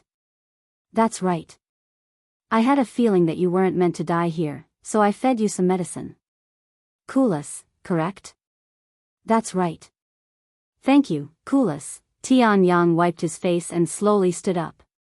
He lifted his head and stared at heaven with a profound expression on his face. "The barrier, it's gone." At that moment, Tianyang realized the barrier that had ensnared the desolate continent had vanished. The Immortal Ensnaring Vault? It was lifted 3 days ago. Kulas revealed. "Huh?" Tianyang looked at him with wide eyes. "Why do you know?" After a brief pause, his face twisted with anger. "Don't tell me you are responsible for that barrier." "What?" Kulas reacted to his accusation with shock. "That's quite the accusation. Do I look like someone who could deploy such a priceless treasure?" "That was something done by the Immortal clans." "Immortal clans? What are you talking about?" Tianyang frowned. "You really don't know anything, huh?" "Well, I don't blame you." Kulas shrugged. He continued, "The barrier that sealed this place for half a year is called the Immortal Ensnaring Vault, a treasure owned by one of the 9 Immortal clans. It was activated to prevent the key from escaping when the Immortal clans worked together to subjugate it." "Key? Are you talking about the Colossal?" "Yes, the Colossal was a key to open the Immortals' graveyard sealed within this land. If the Immortal clans hadn't sealed this place, the key would have escaped. Anyways, the Immortal clan succeeded in eliminating the key and revealed the entrance to the Immortals' graveyard. Now everyone around the divine heavens is rushing to this place to enter the Immortal's graveyard. Tianyang gritted his teeth after learning this information. Because of these Immortal clan bastards, Shaoli had to suffer and die an undeserving death. He clenched his fists so hard that it began to bleed. Why you should keep such words to yourself? If anyone from the Immortal clans were to hear you, they would have skinned you alive. Kulas nervously said as he looked around to ensure they were alone. 9 Immortal clans. I swear I will make you pay for this. Tianyang's eyes flickered with a vicious light. Hey, what do you think about visiting the Immortal's graveyard with me? Kulas suddenly said. I decline. Tianyang frowned, his reluctance etched across his face. Why not? Why should I? He immediately rebuked. Well, for one, you can acquire all kinds of powerful treasures if you're lucky, and if you're fated, you might even acquire the Immortal's legacy. If you had that, standing at the peak of the world wouldn't be a fantasy. As for the second reason, you kind of owe me for saving your life, you know? Kulas chuckled. Tianyang fell silent and began pondering. Why me? No special reason. I just think we were brought together by fate, and I admire your tenacity. If I had a guy like you around, my chances of survival would surely increase. What kind of bullshit reasoning is that? Tianyang snickered. But it is true that I owe him for saving my life, he sighed inwardly. Think about it. There's a reason that even geniuses from top sects are scurrying to come here. He's right. This could be an opportunity for me to finally achieve my dreams. Of course, I'm not forcing you to come with me. I'm just asking as a friend. Since when did we become friends? I'm not sure. A few moments ago, I suppose? Kulas laughed heartily. Tianyang rubbed his eyes and sighed. All right, I will accompany you to the Immortal's graveyard. Kulas' eyes immediately brightened. Hell yeah. That's what I am talking about. The entrance will be opened in 2 days' time, so we should just barely make it to witness the opening if we move out now. Follow me. Right as Tianyang prepared to follow Kulas, he noticed a subtle glint in the corner of his eyes.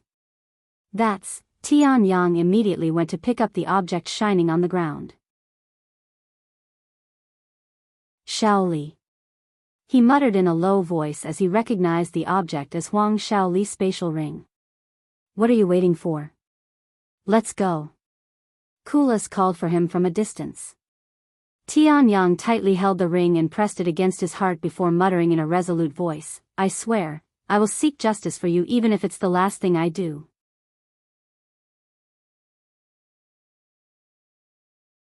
C1366 Definition of Talent. Chapter 1366 Definition of Talent. 1366 Definition of Talent. After putting away Huang Shaoli's storage ring, Tianyang went after Kulas, who was waiting for him in the distance. What did you find on the ground? Kulas asked him with a curious gaze. A purpose, he responded in a cold voice. Seeing his serious expression, Kulas didn't question further. Instead, Tianyang inquired more information about the Immortal's graveyard. Tell me more about this Immortal's graveyard. Kulas nodded and shared his knowledge. The Immortal's graveyard's official name is Han Zexian's tomb. Han Zexian was one of the top golden immortals, but he vanished about 30,000 years ago. The 9 immortal clans eventually learned that he was last seen in this desolate continent and spent the last 1,000 years looking for him. In the end, all they found was the entrance to a sealed tomb. On the door to the tomb was a clue, which hinted at the Colossal. After eliminating the Colossal, the seal to the tomb was released. Tianyang took a moment to digest this information before asking, the 9 immortal clans must have expended an immense amount of resources to deal with the Colossal since it took them half a year of constant fighting to defeat it. Are they really allowing everyone to enter it? Sounds a little suspicious. Even the 9 immortal clans wouldn't dare to be so selfish. If this was just any ordinary tomb, then they would have been able to do so, but Han Zexian was no ordinary cultivator. He was the first cultivator to ever reach Golden Immortal, and he helped the cultivation scene advance tremendously. He was a public figure who shared his experience and knowledge with as many people as he could. If the 9 immortal clans were to dare take his tomb for themselves, you can imagine how the world would react. Han Zexian. Tian Yang mumbled. He's heard of this name several times during lectures at the sect, but he never really cared too much about it. Though, there is one caveat for making the tomb public. The 9 immortal clans get to send in their people first, and nobody can enter for the first 7 days. After the 7-day period ends, it will be a free-for-all. But the tomb will open in 2 days, so there are still 9 days before we can enter? Indeed. I came here early to witness the opening of the tomb. Kulas nodded. A few minutes later, they encountered a magical beast in the Spirit Emperor realm. Don't worry, I got this. Kulas suddenly charged at the magical beast without any hesitation. Wielding 2 gauntlets on his fists, he released a powerful punch, striking the magical beast directly between its eyes and killing it in a single strike. He's a Spirit Emperor at such an age? He must be a genius from a renowned sect. Tian Yang was greatly surprised. It was no wonder he couldn't sense Kulas' cultivation. As long as we don't encounter any spirit sovereigns or above, they'll get rid of them, Kulas said as he removed his gauntlets. How old are you? Tian Yang asked out of curiosity. I'm 20 years old, he calmly said. Tian Yang was speechless. Kulas was half his age but had already become a Spirit Emperor. The difference in their talent was so vast that he didn't even want to think about it. At 20 years old, Tian Yang was still a mere spirit apprentice. While he most likely started cultivation much later than Kulas, it wouldn't have made a difference. Even if Tian Yang started at the moment of his birth, he wouldn't have been a Spirit Emperor by now. Kulas saw the look of defeat on Tian Yang's face and smiled. Talent isn't everything in this world. Tian Yang looked at him and sneered, that's easy to say for someone as talented as you. Kulas shook his head and said, while I may seem talented in your eyes, there are countless geniuses more talented than me. If you ask me what I think is more important than talent, it would be one's fate. No matter how talented one may be, if you were not fated to achieve great things, what use is such talent? Countless geniuses above me have perished before they even got the chance to flourish. What use is fate if you have no talents? You'd still live a life as a powerless ant. Kulas smiled and said, that's the thing, you don't know what fate has in store for you until it happens. While you may be born without talents, who's to say that you won't acquire talents in the future? Acquiring talents? That's nonsense, Tian Yang sneered. I don't know what your definition of talent is, but one's talent is not set in stone. There are countless treasures and mythical techniques out there that can turn someone ordinary into a dragon overnight. Tian Yang could not deny Kulas' words. Kulas suddenly continued, why do you think places like the Immortal's graveyard exist? So the rich could get richer?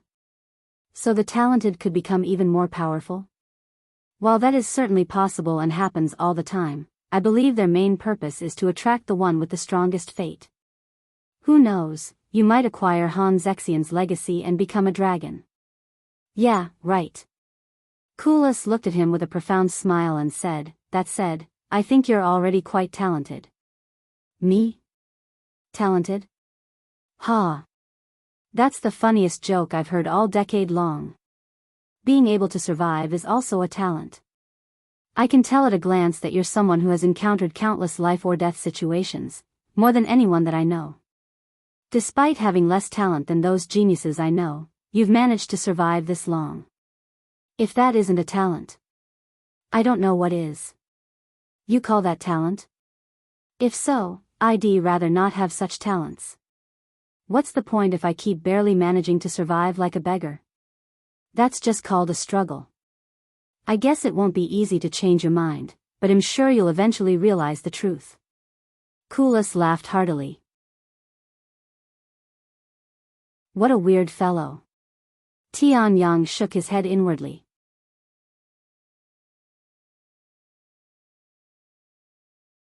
C1367 9 Immortal Clans. Chapter 1367 9 Immortal Clans. 1367 9 Immortal Clans, we're here. Kulas declared when they arrived at an empty plot of land that stretched for miles after traveling for almost an entire day. Tianyang calmly analyzed the scene before him. There were hundreds if not thousands of people already gathered there, with 9 distinctive groups of people at the very front, all of them standing before a massive gate laid on the ground.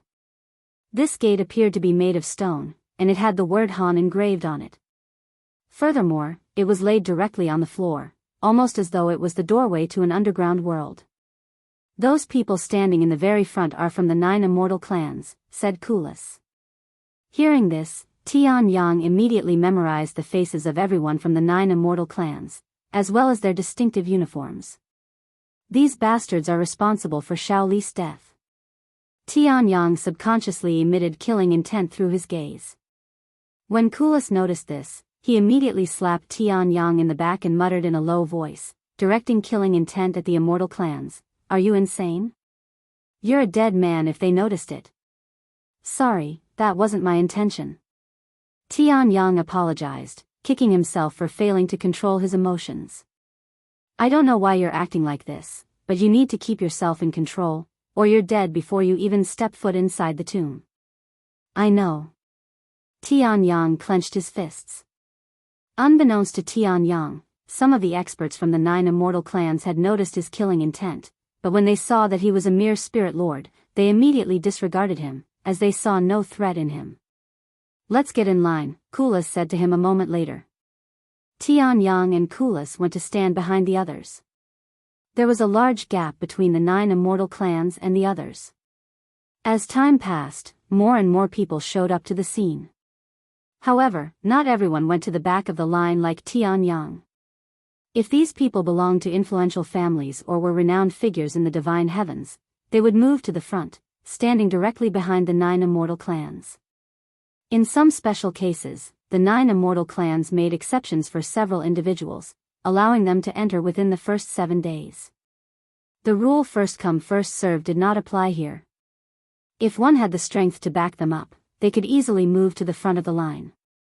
After all, what could the rest of them do besides blame themselves for lacking in strength? A day later, the moment arrived for the tomb to be unveiled, drawing hundreds of thousands of cultivators to witness the historical event. The 9 immortal clans' representatives stood before the door on the ground, but before opening it, he declared in a loud voice, "As agreed upon, the 9 immortal clans will enter the tomb first. Regardless if you are a sect leader or a rogue cultivator, everyone else must wait 7 full days before they are allowed to enter, or they will immediately be killed. There will be no exceptions." The representative proceeded to open the door by placing an item on it. The doors opened inwardly the next moment, unveiling the entrance to another dimension. Suddenly, before anyone from the 9 immortal clans could even move, several dozen figures from the crowd behind them rushed toward the entrance. "Let's see if you can stop all of us at once." However, before these individuals could even get close to the entrance, several experts from the 9 immortal clans moved with such swiftness that all of the rebels were slain faster than one could even blink their eyes. These rebels were not weak by any means. Most of them were spirit emperors and above, with a few even at the divine realm. Nonetheless, they were all slain with a single strike. Most of the people there didn't even bat an eyelid after witnessing such a scene, almost as if they were all expecting a few rebels to appear. "Does anyone else want to try?" A calm voice resounded a moment later, carrying the pressure of an immortal. The voice was met with silence. A few moments later, the people from the 9 immortal clans jumped into the entrance, disappearing into the ground. Over the next several days, even more people arrived at the site. "There are millions of people here." Tianyang swallowed nervously, as had never seen so many experts gathered in one place before. Suddenly, he sensed a familiar presence appearing above him. "Huh!" When he looked up, he could see a woman staring at him with an enraged expression on her beautiful face. "Senior Sun?" He immediately recognized her as Elder Sunday. "As I thought, you disappeared to this place." Elder Sun landed in front of him. "What are you doing here, Senior? You dare ask me such a question after disappearing for nearly a year? Do you want me to beat you right now?" Elder Sun reprimanded him as she grabbed one of his ears and began pulling on it with immense strength. "Ah!" Stop. You'll tear it right off. Tianyang cried out loud. If that'll stop you from doing any more reckless things, it'll tear both of them off. Kulas stared at their performance with an entertained face. Who's this beautiful fairy? He asked. She's a sect elder from my sect. Tianyang said. And who are you? Elder Sun looked at Kulas. Kulas, he smiled. He's my savior. Tianyang added. Savior? Elder Sun raised an eyebrow. Kulas shook his head and said, I didn't do much, honestly. He did most of the surviving. I just happened to come across him and fed him some spare medicine I had. I'm not surprised. He's even more tenacious than a cockroach. Elder Sun said. She suddenly released Tianyang's ear and gave a courteous bow to Kulas. Regardless, I thank you for saving him. Please raise your head, senior. I only did what was right. Elder Sun turned to look at Tianyang and demanded in a cold voice, you better explain to me everything that happened.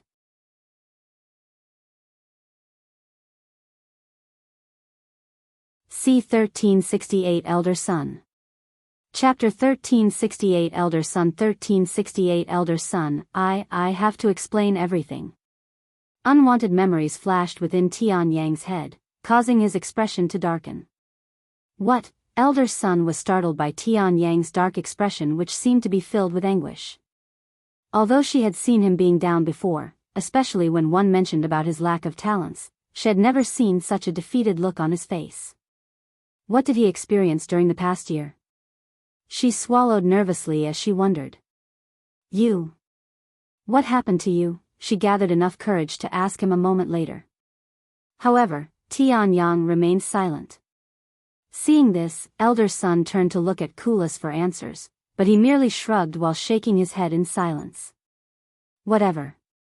You don't have to tell me now, but whenever you are ready. Tianyang silently nodded, and his expression relaxed a little. Anyways, our sect will also be participating in this event. They are currently making their way here as we speak. I just happened to arrive first. Elder Sun said, omitting the reason she separated from the sect just to arrive at the desolate continent faster. The sect. Tianyang mumbled. He then asked, do I have to move with the sect inside the tomb? Of course not. In the first place, many sect elders and even the sect leader himself will be participating, so it's not an activity meant for disciples. While disciples are allowed to participate if they desire, they won't receive any assistance from the sect, so you're by yourself once inside. Elder Sun said. Is that so? Tianyang wasn't surprised. The tomb of a golden immortal attracted experts more than others. It's not like we can compete with them, anyway. Tianyang had already anticipated that the experts would take most of the treasures for themselves while he and the others fought for the leftovers. Kulas suddenly spoke, speaking of inside. None of the people from the 9 immortal clans have returned since they entered the tomb. Normally, they would scout the place first before engaging it fully, but not this time. Either they are really tight on time or they've all perished inside. What? There's no way the 9 immortal clans would perish inside a tomb, even if it belongs to a golden immortal. Elder Sun scoffed at that idea. The 9 immortal clans aren't merely powerful, they represent the most powerful families in the divine heavens. If these formidable forces prove unable to survive Han Zexian's tomb, what hope could the others harbor for survival? Would they not be marching willingly into their own graves? Even if you say that, it's almost been 7 days since they entered, but not a single one of them has returned. Kulas looked at the door with a pondering look on his face. Tianyang looked at Elder Sun and asked, do you also plan on participating? She shook her head, no, I have no interest in the tomb. Then why did you even come here in the first place? Tianyang raised his eyebrows in a puzzled manner. I have my own reasons. After a brief pause, she looked at him and continued, you're entering the tomb, right? He nodded with a serious expression. Is there anything I can say that will persuade you otherwise? Tianyang stayed silent, but his expression was as stubborn as ever. Elder Sun sighed. How stupid of me to think I could persuade you when it hasn't worked since the beginning. I know you're worried about me, but I have to grow stronger no matter what. I'm sorry, Senior. Tianyang said. Who would be worried about a reckless brat like you? Elder Sun sneered. Then she continued, give me your hand, it'll repair the life-saving treasure in you. Huh? However, Tianyang merely reacted with a puzzled look on his face. What life-saving treasure? I don't have anything like that on me, he said. Without explaining further, Elder Sun grabbed his hand and closed her eyes. The following moment, Tianyang could feel her spiritual energy entering his dantian. Although he couldn't see it, he could feel something being restored inside his body. Once she repaired the treasure, Elder Sun opened her eyes to see a baffled look on Tianyang's face. What is going on? He inquired again. Elder Sun then explained, after seeing how you love to court death so much, I planted a life-saving treasure within your body. When did you do something like that? Tianyang exclaimed. She sighed, long before you even became an inner disciple. However, it never activated until recently. Recently? How recently? Tianyang had a premonition that he already knew the answer before even asking. About a month after you disappeared from the sect, I suppose. Elder Sun answered. Tianyang immediately recalled how he managed to survive the massive sea demon strike. That was because of the life-saving treasure you'd given me? Tianyang muttered in a dazed voice. That's right, she immediately replied. I don't know what situation you were in at that time, but the life-saving treasure only activates when it senses certain death, teleporting you to the nearest safe place. In that case, at that time, her family had already been, even though he had a suspicion that the Huang family hadn't survived the sea demon's attack, having confirmation was an entirely different matter. Why? Why didn't you tell me before? Tianyang suddenly glared at Elder Sun with a hint of anger in his gaze. If he'd known about it beforehand, he could have saved the entire Huang family, and things on the desolate continent would have played out differently. We encountered those bastards because we searched for Xiao Li's family. If they had been alive, she could have survived. Her entire family could have survived. Why didn't you tell me, Senior Son? Why? Tianyang suddenly shouted at her with tears flowing down his face. Elder Sun was too stunned by Tianyang's outburst to give him a response in time. She could only stare at Tianyang's crying face, something she'd only ever seen once before, and even then, it wasn't as emotional.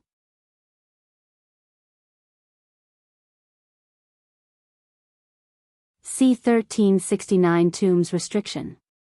Chapter 1369 Tombs Restriction. 1369 Tombs Restriction. After seeing Tianyang's expression, Elder Sun's entire being froze on the spot, her mind blank. Why didn't she tell Tianyang about the life-saving treasure? Because she wanted to surprise him? Because she didn't want it to seem like she cared too much about him?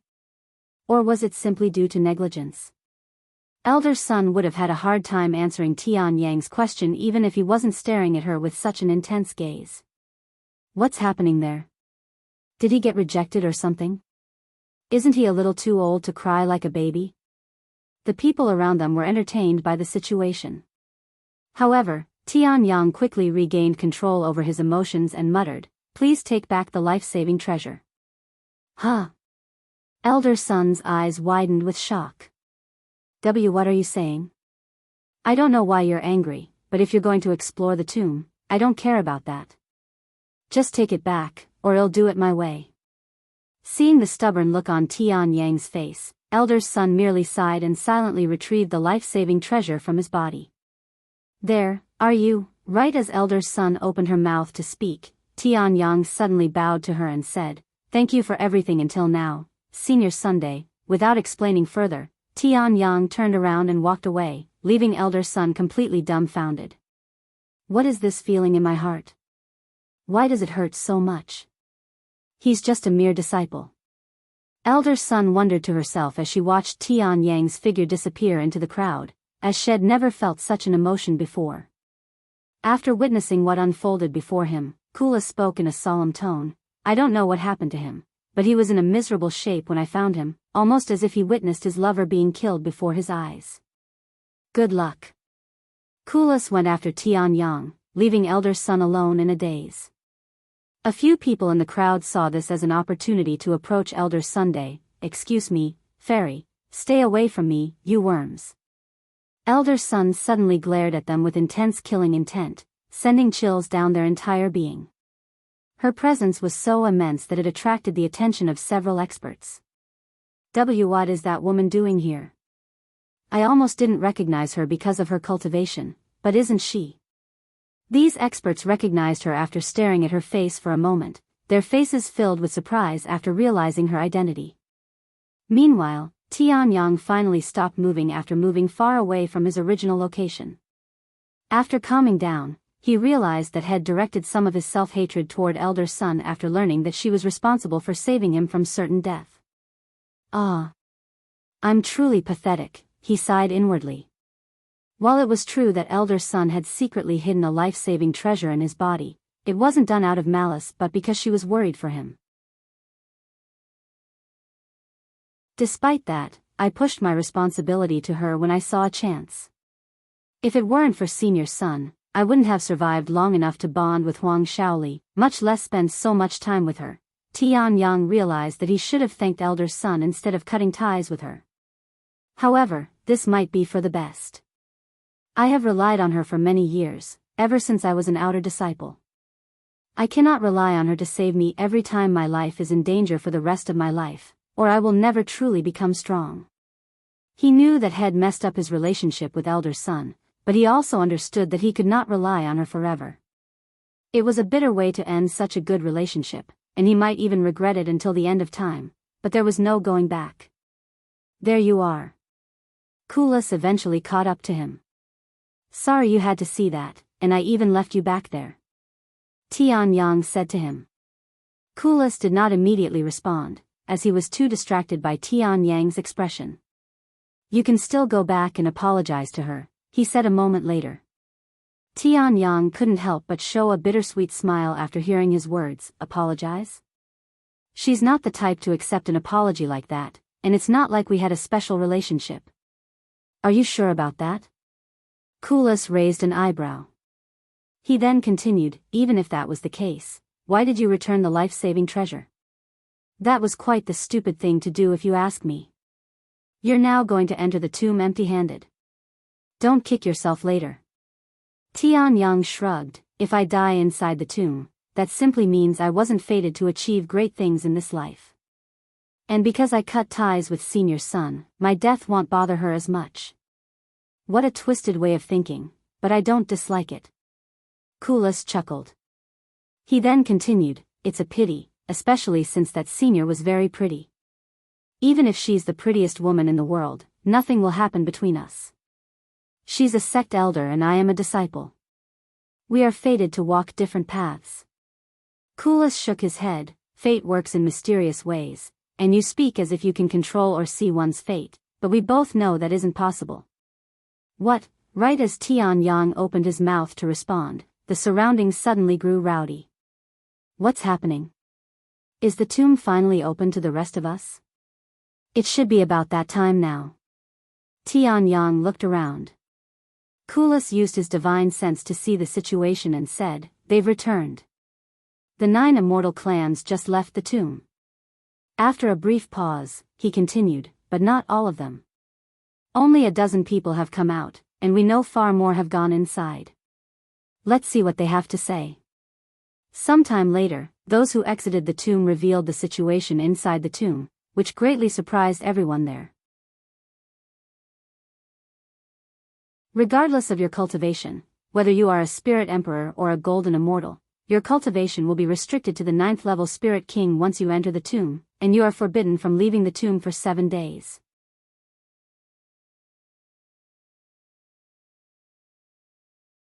C1370 Entering Han Zexian's Tomb. Chapter 1370 Entering Han Zexian's Tomb. 1370 Entering Han Zexian's Tomb. Our cultivations are restricted to the peak of Spirit King? What about those already below that level?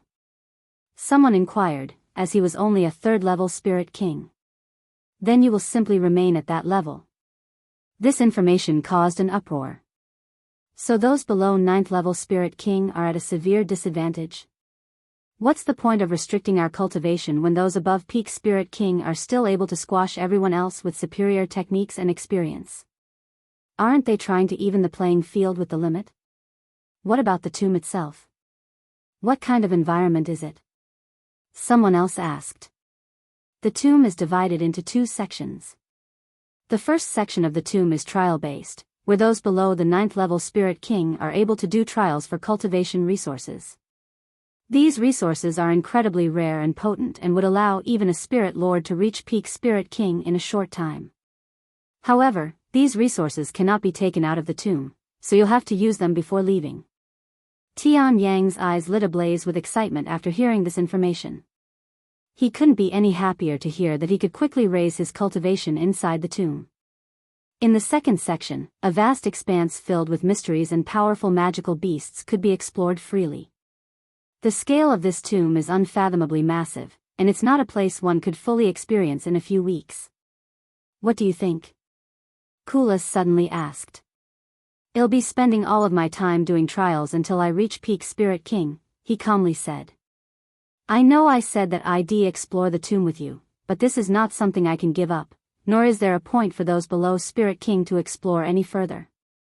Kulas nodded. I understand, but worry not. I didn't intend on going straight to the second section in the first place. My real purpose of visiting the tomb was to train, and I couldn't care less about Han Zexian's legacy. These trials sound fun, so I'll do some with you. Tian Yang nodded. Sometime later, the representative from the 9 Immortal clans announced, it has been 7 days since the tomb opened. Han Zexian's tomb is officially open to the public now. However, to prevent a cluster, only 1,000 may enter every 15 minutes. Good luck, fellow cultivators. The moment he said that, hundreds of people charged into the ground, disappearing from the desolate continent. Since the people in the front went inside first, Tian Yang and Kulas still had to wait a while before it was their turn. Several hours later, Tian Yang and Kulas jumped into the portal in the ground, entering the tomb. The moment they stepped foot into the tomb, Kulas immediately felt his cultivation being suppressed by an unfathomable force, lowering it to the peak of Spirit King. As for Tian Yang, who was only a Spirit Lord, he didn't feel anything different, but he had a look of awe on his face. This is, inside a tomb? Tian Yang swallowed nervously as he stared at the vast land before him, almost as if had entered a different world. Is this your first time exploring a tomb? Kulas asked after seeing his excited face. Of course. But you sound experienced. No, this is also my first time exploring a tomb, a real one, at least. There are fake tombs? Naturally. Those are much smaller in size and are often traps for cultivators. Kulas then asked, where should we go? Unless you have a map, we can only pick a direction and hope for the best. Tian Yang shrugged. In other words, leave it to fate, huh? Kulas smiled. Tian Yang retrieved his sword and casually tossed it into the sky. When it landed a moment later, he said, let's go where the tip of the sword is directed. Sounds fun. The two of them proceeded to fly in that direction. Several hours later. This place is truly massive. We've traveled for hours, but we've encountered nothing but grass. Kulas sighed. Right as Kulas finished his sentence, he noticed something appear on the horizon and continued, I see something up front. Sometime later, they landed before the thing that Kulas saw. There were already hundreds of people there, and they were all sitting silently around a tall altar made of stone. What's happening here? Tian Yang mumbled with a pondering face as they approached the stone altar. How can they be so carefree and cultivate out in the open like this? Aren't they worried about getting attacked? Kulas wondered out loud. When they reached within a certain distance of the altar, a voice suddenly rang inside their head, you have entered the trials area. While inside this area, you are forbidden from attacking another challenger. Rebels will be met with a swift death. When you are ready to start the trial, just say it out loud. Tianyang could feel the atmosphere change when he entered the trial area, almost as though he had been teleported to another place, but the scenery did not change. Well, that explains why they seemed to carefree. Kulas shrugged. Meanwhile, Tianyang quickly sat down and closed his eyes. After taking a deep breath, he muttered out loud, "Begin trial." The very next moment, Tianyang could feel something enter his consciousness, causing him to fall into a trance-like state. When he opened his eyes a moment later, he found himself in an entirely different place, standing on a small, empty island while being surrounded by water. An ocean? Did I get teleported, or is this an illusion? He wondered out loud as he looked around. Suddenly, a familiar voice resounded. Defeat your opponent to complete the trial. The very next second, Tianyang noticed something massive emerging from the water in the distance. That's. Tianyang swallowed nervously when he saw its snake-like figure. A flying leviathan? He exclaimed. The entity that came out of the water was a flying leviathan, and it was soaring towards Tianyang at a rapid speed.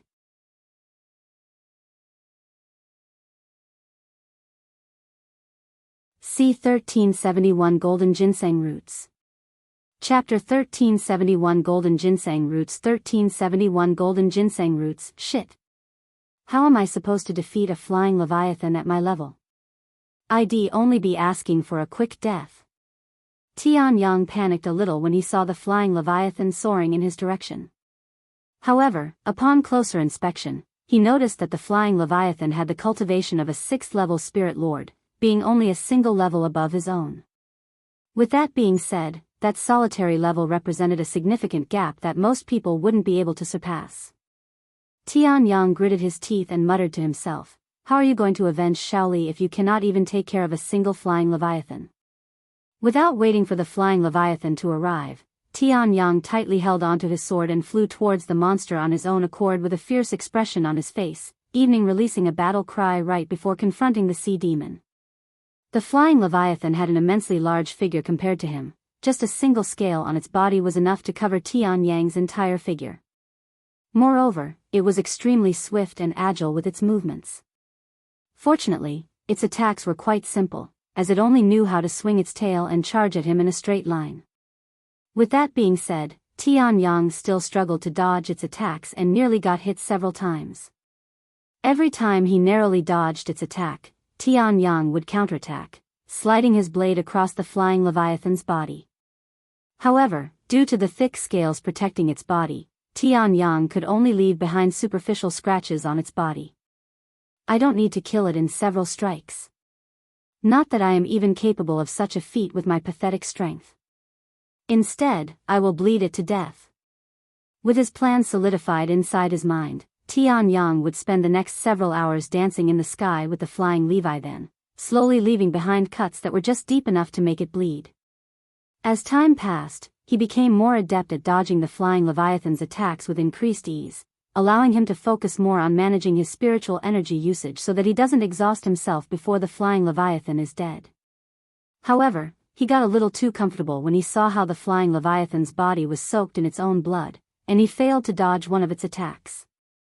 When struck by the flying leviathan's tail, Tianyang felt as though an entire mountain had been hurled at him, propelling him into the distance. Shit! Tianyang coughed up a mouthful of blood right before he smacked into the ocean, creating a powerful wave that spread in all directions. He could tell that his entire left arm was broken, as well as the left side of his ribs. I need to get out of the water. He could see the flying leviathan charging at him with its mouth wide open. After emerging from the water, Tianyang reached for his spatial ring, only to realize at that moment that it had disappeared from his finger. Did I drop it? Forced to use his own spiritual energy to recover from his injuries, Tianyang stopped attacking and consumed half of his remaining spiritual energy to recover just enough to make the pain endurable. Die already, you damn fish! Tianyang roared as he relentlessly swung his sword at the flying leviathan like a madman despite the agonizing pain in his body with each swing. After another hour of struggle, the flying leviathan finally closed its eyes and fell from the sky. Fuck. I feel like dying as well. Just as he was on the verge of losing consciousness, Tianyang suddenly felt a burst of energy flow into his body, causing his cultivation to immediately break through to the 6th level Spirit Lord. What an amazing feeling, Tianyang thought to himself as he opened his eyes. Huh. I am back at the altar. When he opened his eyes, he could see the stone altar in front of him, as well as the other cultivators. A familiar voice resounded in his head, and an object materialized out of thin air and landed on his lap the following moment. This is. He couldn't believe what was sitting on his lap. Golden ginseng roots. I have only read about these in scrolls. The golden ginseng roots could not only cleanse his body of impurities, it also contained a large amount of spiritual energy. He looked around to see if anyone saw the treasure. Seeing that everyone had their eyes closed, seemingly in their own trial, Tianyang immediately tossed the golden ginseng roots into his mouth and began chewing. Every time he chewed on the roots, an outburst of rich spiritual energy would surge from the medicine. Moreover, it cleansed a large amount of impurities from his body. After consuming the treasure, Tianyang closed his eyes and began cultivating. His cultivation that had just reached the 6th level Spirit Lord began to soar again, quickly approaching the 7th level, then the 8th level, only stopping once he was on the verge of entering the 9th level. Tianyang opened his eyes with a look of disbelief on his face. He's never experienced anything remotely close to what Head just experienced. None of the treasures Head purchased or found before could compare to the golden ginseng roots. Han Zexian's tomb. What an amazing place. I definitely won't leave until I reach peak Spirit King. He turned to look at Kulas, who was sitting beside him. Now that I think about it, how long did it take me to finish the trial? He wondered. Suddenly, someone nearby collapsed on the ground with blood flowing from his eyes and nose. What the hell just happened? Startled, Tianyang stared at the person who just collapsed. I don't sense any heartbeat. He's dead. Then, the corpse began disintegrating, quickly disappearing into thin air. What the? Where did the corpse go? Tianyang was left speechless by what had just witnessed.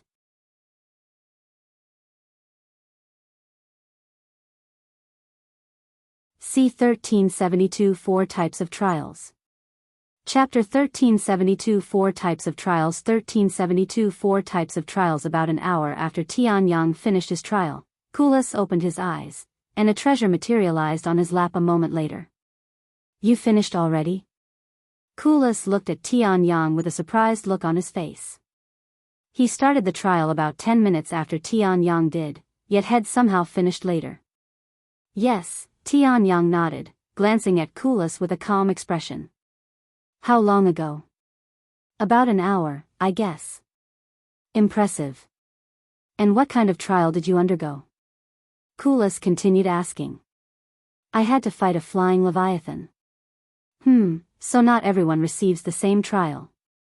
How interesting. Suddenly, another person there abruptly coughed up a mouthful of blood before collapsing on the ground, startling Kulas. What the? Tianyang calmly looked at the person who just collapsed and said, he died.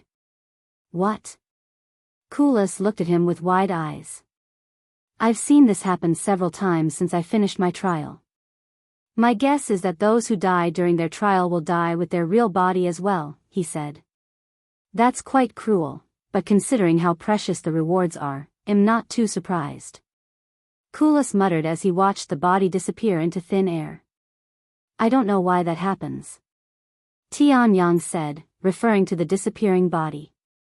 It was probably absorbed by the tomb as nourishment, said Kulas. Nourishment? You make it sound as if the tomb is alive. Sort of. While it's not actually alive, it still requires a massive amount of spiritual energy to operate, so it'll take whatever it can get. Kulas hypothesized. Anyways, here you go. Kulas suddenly extended his hands toward Tianyang. What are you doing? Tianyang looked at him with wide eyes, seemingly in disbelief. What does it look like? I'm giving you my treasure since I don't need it. You can't be serious. Tianyang refused to believe that someone as generous as Kulas existed in their world. Even if it won't affect your cultivation, it will improve other areas. Kulas shrugged, I know my body better than anyone. Even if I consume 100 of these, it won't affect me. And since I cannot bring these treasures out of the tomb, I might as well give them to you to speed up your cultivation. In that case, thank you. Tianyang eventually accepted the treasure, feeling a little apprehensive. Kulas was being so generous that it was actually suspicious. After all, Tianyang was used to having things taken away from him more than receiving them. Go ahead and eat it. I'll watch over you just in case, Kulas said a moment later. Okay. Tianyang sat in the lotus position again and stared at the treasure in his grasp for a moment, feeling as though he was in a dream. The treasure Kulas received from his trial was different from his golden ginseng roots. It was a valuable treasure known as the Red Dragon's Muscle, a potent medicine for boosting one's muscles and overall physique. Of course, it wasn't any less valuable than the golden ginseng roots. After consuming the Red Dragon's Muscle, Tianyang could immediately feel his muscles squirming around inside his body, almost as though they gained their own consciousness. He could feel his muscles expanding and contrasting constantly, as if someone was massaging it. The experience was painful at first, but it gradually became more comfortable. Soon, his cultivation began to soar once again, entering 9th level Spirit Lord in the blink of an eye. Sometime later, Tianyang opened his eyes and stood up, feeling the prowess of a 1st level Spirit King coursing through his entire being. It hasn't even been a day since we entered the tomb and I've gone from the 5th level Spirit Lord to 1st level Spirit King. This speed of progress is unfathomable for someone as talentless as me. He looked at the clear sky and sighed in a low voice. Zexian, huh? I'll worship you until the day I die for giving me this opportunity. Shall we continue to the next trial? Tianyang looked at Kulas, who nodded with an excited smile. They left the stone altar shortly after and began wandering the tomb. Several thousands of miles and many hours later, they arrived before another altar. However, the altar had a different appearance compared to the previous altar. Instead of stone, it appeared to be made out of silver. Moreover, there were far less people taking the trial. As they approached the altar, someone standing outside the trial zone said to them, I hope you know what you're getting yourself into. Tianyang halted his steps and looked at the middle-aged woman with a puzzled expression. Judging by your reaction, is this your first trial? She asked. No, this would be our second. Then in case you didn't know, not all trials in the tomb are equal. Some are much harder than others. Tianyang looked at the altar and asked, does it have anything to do with the altar's appearance? Correct. There are 4 types of altars. Starting from the easiest trials, stone altar, silver altar, gold altar, and jade altar. Naturally, the more difficult the trial, the better the rewards. With that being said, about 70% of the people that took this trial have died thus far. 70% casualty rate. Tianyang swallowed nervously. He wasn't sure about the casualty rate for the stone altar, but had witnessed 16 people die in just a few minutes. Thank you for the information. After thanking the woman, Tianyang entered the zone and sat before the altar without the slightest hesitation on his face. Kulas followed him shortly after with a slight smile. The woman stared at them with wide eyes. Young and foolish, what a pity. Without saying anything else, she continued waiting outside the zone, seemingly waiting for someone or something. After mentally preparing himself and taking a deep breath, Tianyang closed his eyes and muttered, begin trial.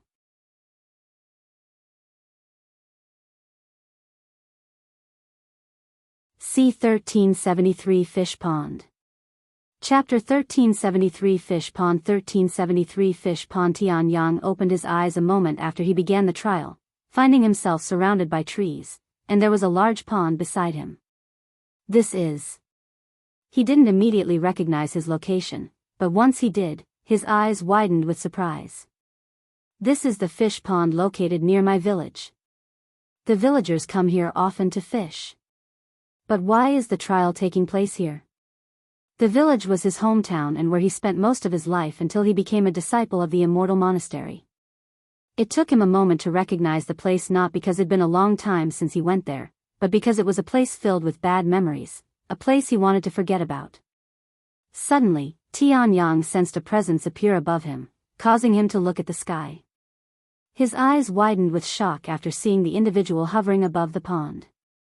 Once he snapped out of his daze, Tianyang's eyes flickered with anger and killing intent. "I don't know why you are part of the trial, but I welcome it." Tianyang could hardly control his emotions after seeing the face of the cultivator who killed his mother and sister for the first time since the incident. When he was little, he would often visit the fish pond with his mother and sister. On one of these trips, they encountered two cultivators, both of them engaged in a fierce fight. Tianyang and his family immediately ran away, but alas, they were unable to outrun the techniques the cultivators were throwing at each other. Tianyang's mother and sister were instantly blown up by one of these techniques. As for Tianyang, had somehow managed to survive, but he was badly injured. "Defeat your opponent." The trial's voice resounded. Tianyang grinned, "I don't know your names, but I have imprinted your faces onto my soul. When I find you bastards, I will make you experience the feeling of losing your family, just like you'd made me suffer." One of the cultivators was a middle-aged man with long red hair and red eyes, while the other was an old man with long white hair and a short beard. The opponent before him was the cultivator with white hair. Tianyang didn't even bother to look at his opponent's cultivation before charging at him. The old man didn't even bat an eyelid and blocked Tianyang's strike with seemingly little to no effort at all. Tianyang didn't care in the slightest and continued to swing his arm relentlessly. Despite being adopted, his mother loved him unconditionally, and his sister treated him as though they were real brothers and sisters. Although he was only able to live with them for a few short years, they were everything to him during that time. "Because of you, they are dead." Tianyang's aura burned with rage as he unleashed the anger he'd been carrying since then. He became a cultivator solely because he wanted to avenge his family. He endured all the hardship and suffering for so many years just so he could one day pierce the hearts of his family's murderers. Ayawa. Tianyang's anger burned with a different intensity compared to the pain he felt from losing Huang Shaoli, and it propelled his prowess to heights that had never seen before. Unfortunately, he was too blinded by the anger to see it, and before he realized it, his opponent was kneeling on the ground beside the pond. Although it seemed like the old man had the advantage at first, he was unable to keep up with Tianyang, who only grew fiercer with each passing moment. "Is this it?" Tianyang calmly stared at the old man before him, feeling no sense of pride or accomplishment despite defeating the person who killed his family. "In the end, you are nothing but a fake. Until I find the real you and kill you, I will never truly be at peace." Tianyang's expression became even more determined than the time when he first vowed to become a cultivator to avenge his family. Whoosh! With one more arm flick, Tianyang severed the old man's head, completing the trial.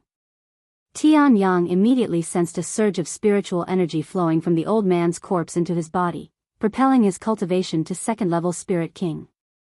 Even though the difficulty of this trial was much more difficult than his last, he was barely injured the entire fight, even clearing the trial much faster. Moreover, as his mind began to clear up, he could sense a certain connection with his sword. This sensation. Did I somehow manage to grasp the understanding of sword aura during the trial? He wondered to himself. What nonsense am I thinking? There's no way I would comprehend sword aura with my level of talents. But he quickly disregarded that idea. After all, sword aura was a relatively new discovery during his era and not something that could be grasped by a talentless spirit king like him. Even peak geniuses with the sword require hundreds if not thousands of years of rigorous training to begin understanding sword aura, much less learn it.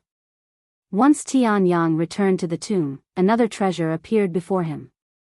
This is a divine unity elixir. A single drop of this could improve one's talent and level of comprehension. And I have a whole bottle of it in my hands. This treasure is 10 times more valuable than the golden ginseng roots. Tianyang couldn't believe his eyes. Had only gone up a single level of difficulty, yet the reward was 10 times more valuable. Without any hesitation, Tianyang chugged the entire bottle of Divine Unity elixir. Although his cultivation did not increase, he could feel something changing within his body, fundamentally. When he opened his eyes several hours later, Tianyang felt as though he had just experienced rebirth. I can do it. If I survive this place, I will be able to avenge my family. No. I will survive.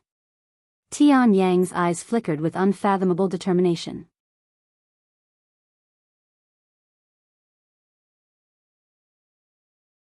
C1374 Colossal background. Chapter 1374 Colossal background. 1374 Colossal background. Your aura feels quite different now. Kulas' voice resounded shortly after Tianyang emerged from his cultivation. Tianyang turned to look at Kulas, who was sitting beside him. How long have I been cultivating? He asked. I'm not sure since you started before I completed the trial, but I only waited 2 hours. Kulas shrugged. Here you go. Kulas didn't even bother offering his treasure and directly tossed it at Tianyang, treating it as though it was trash. Seeing the treasure being tossed gave Tianyang a scare. What are you doing to such a precious treasure? Are you insane? He hastily caught the treasure. Kulas merely chuckled at his reaction. It'll count properly this time, he then said. Thanks. Tianyang quickly consumed the treasure, and his cultivation soared to 3rd level Spirit King. That only took you 6 hours, Kulas said sometime later. I cannot get enough of this feeling. Tianyang mumbled as he stared at his palms, his entire being surging with spiritual energy. On to the next trial? Kulas asked. Of course. They left the place shortly after and began searching for the next trial. Over the next several months, Tianyang and Kulas would go from trial to trial without rest. In the span of 8 months, Tianyang had managed to clear a dozen trials, 8 of them being stone altars and 3 of them being silver altars. The latest trial he cleared was a gold altar, which nearly took his life. Every single trial had something to do with his past. Eventually, Tianyang realized that the trials were all making him fight against his heart demon, something that had traumatized him to a certain extent. Every time he cleared a trial, Tianyang noticed that his shoulders would feel a little lighter, almost as though an invisible weight were being lifted. Not only did these trials boost his cultivation, but they also cleared his mind and eased his heart demons. Tianyang's cultivation soared all the way to 8th level Spirit King after completing the Gold Altar's trial. You're only a level away from the peak of Spirit King. Kulas smiled. Tianyang nodded. Once I reach 9th level Spirit King, we will be able to explore the rest of the tomb. Due to how massive the tomb was, finding the trials was a challenge itself. Furthermore, since nobody had a map, they were forced to wander randomly until they found a trial. The longest it took them to find one trial was almost an entire month. As Tianyang and Kulas traveled, Tianyang suddenly asked, I've been wondering for a while now, but what kind of background do you come from? Since you're willing to give up so many treasures that normal people would kill for, it's safe to assume that you come from a wealthy family, right? You're asking me that now? Kulas had a slight smile on his face. Even though they've traveled together for almost a year now, neither of them tried to ask the other any personal questions. You don't have to answer if you don't want to. Kulas pondered for a moment and said, I'll tell you if you tell me about your background first. Tianyang casually nodded without any hesitation. I was abandoned shortly after birth, so I don't know my birth parents. I was adopted by a single mother who already had a daughter who was a year younger than me. We resided in a small village. My family died when I turned 8, and I have been living alone since then. I joined the Immortal monastery when I turned 16, and that's where I have been ever since. You grew up in a village. I didn't expect that. Kulas looked at him with a surprised face. Where did you think I was from? Tianyang raised an eyebrow. Not sure, but definitely not a village. Perhaps a hard-working family in some city? You don't look like someone who grew up in a village. I'll take that as a compliment. Tianyang shook his head. Now tell me about your background. All right. Kulas nodded. What's with the serious expression? Tianyang wondered to himself when he noticed Kulas' change in expression. To be completely honest with you, I came from. Right as Kulas opened his mouth, he was interrupted by a voice that Tianyang did not recognize. Look at what we have here. If it isn't Kulas. Tianyang and Kulas halted their movements and turned to look in the direction of the voice. Not far away, a group of 5 individuals were slowly approaching them. Tianyang did not recognize their faces, but he immediately recognized the uniforms they were wearing. They belonged to the Immortal clans. Tianyang gritted his teeth as he quickly tried to control his emotions. Even though it had almost been a year since he encountered the Immortal clans, he immediately recognized their uniform. What do you guys want? Kulas asked them with a slight frown on his face. Nothing, really. But I'm curious. Shouldn't you be in the second section? What are you doing here in the first section with some nobody? The person leading the group asked as he glanced at Tianyang. I am merely accompanying a friend, but I don't see how that is any of your business, Kulas responded with a cold expression, something Tianyang was not used to seeing. In fact, this was Tianyang's first time seeing Kulas acting so seriously. A friend? You and this nobody? Are you serious? The group of 5 turned to look at Tianyang with widened eyes, seemingly filled with disbelief. Watch your mouth, Gulim. I will not let you badmouth my friend in my presence. Kulas narrowed his eyes. The person in the front, Gulim, laughed out loud. That's serious. Kulas actually befriended a talentless trash that's not even a spirit emperor? That's hilarious. I wonder how the others will react once they learn of this shocking news.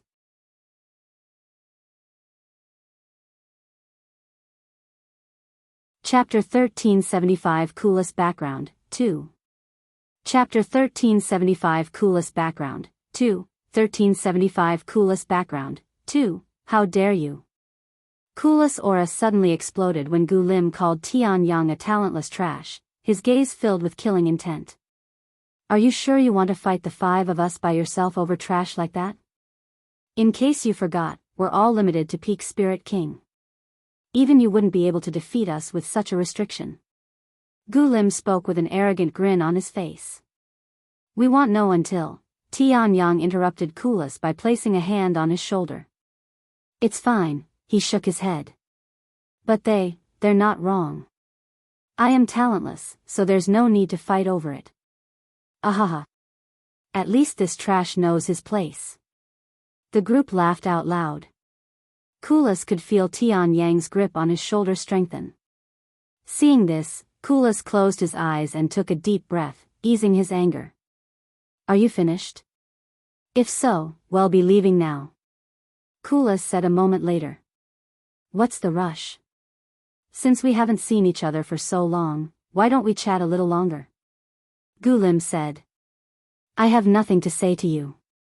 If you have so much free time, why don't you spend it looking for Han Zexian's legacy instead of wasting it here? Kulas sneered. Han Zexian's legacy? We've been looking for 8 months straight without any result, so we're taking a small break for the time being. What about you? What have you been doing for the past several months? Seeing how he's in the first section, he's probably doing trials. What a waste of time. Right? It's not like the rewards will even benefit him. Hey, didn't we just pass a Jade Altar?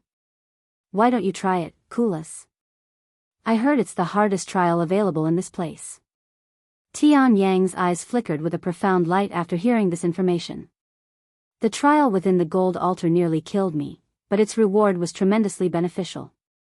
If I can complete a Jade Altar's trial, Kulas turned to look at Tianyang, and when he saw the look on Tianyang's face, he immediately smiled and said, Sure. Seriously? You're going to do the trial? The group didn't think Kulas would actually agree to it. Nobody has ever passed the trial even though tens of thousands have attempted during the last 8 months. You're just going to walk into your own grave, even if you are the genius of the Immortal Might Clan. Immortal Might Clan. Tianyang raised an eyebrow. Although he suspected that Kulas belonged to a powerful family from the beginning, he didn't think that it was part of the Immortal clans. Kulas looked at Tianyang with an apologetic smile and spoke with divine sense. Sorry, I didn't mean to keep it from you. After learning of your situation, I just couldn't bring myself to tell you that I was from the Immortal clans. Tianyang shook his head and said, if I never asked you about your background, you had no reason to tell me, so there's no need to apologize. And it's not as though I have a grudge against everyone from the Immortal clans, only those responsible for the confinement. I see, thank you, I didn't know you cared about my life, Kulas said to the group a moment later.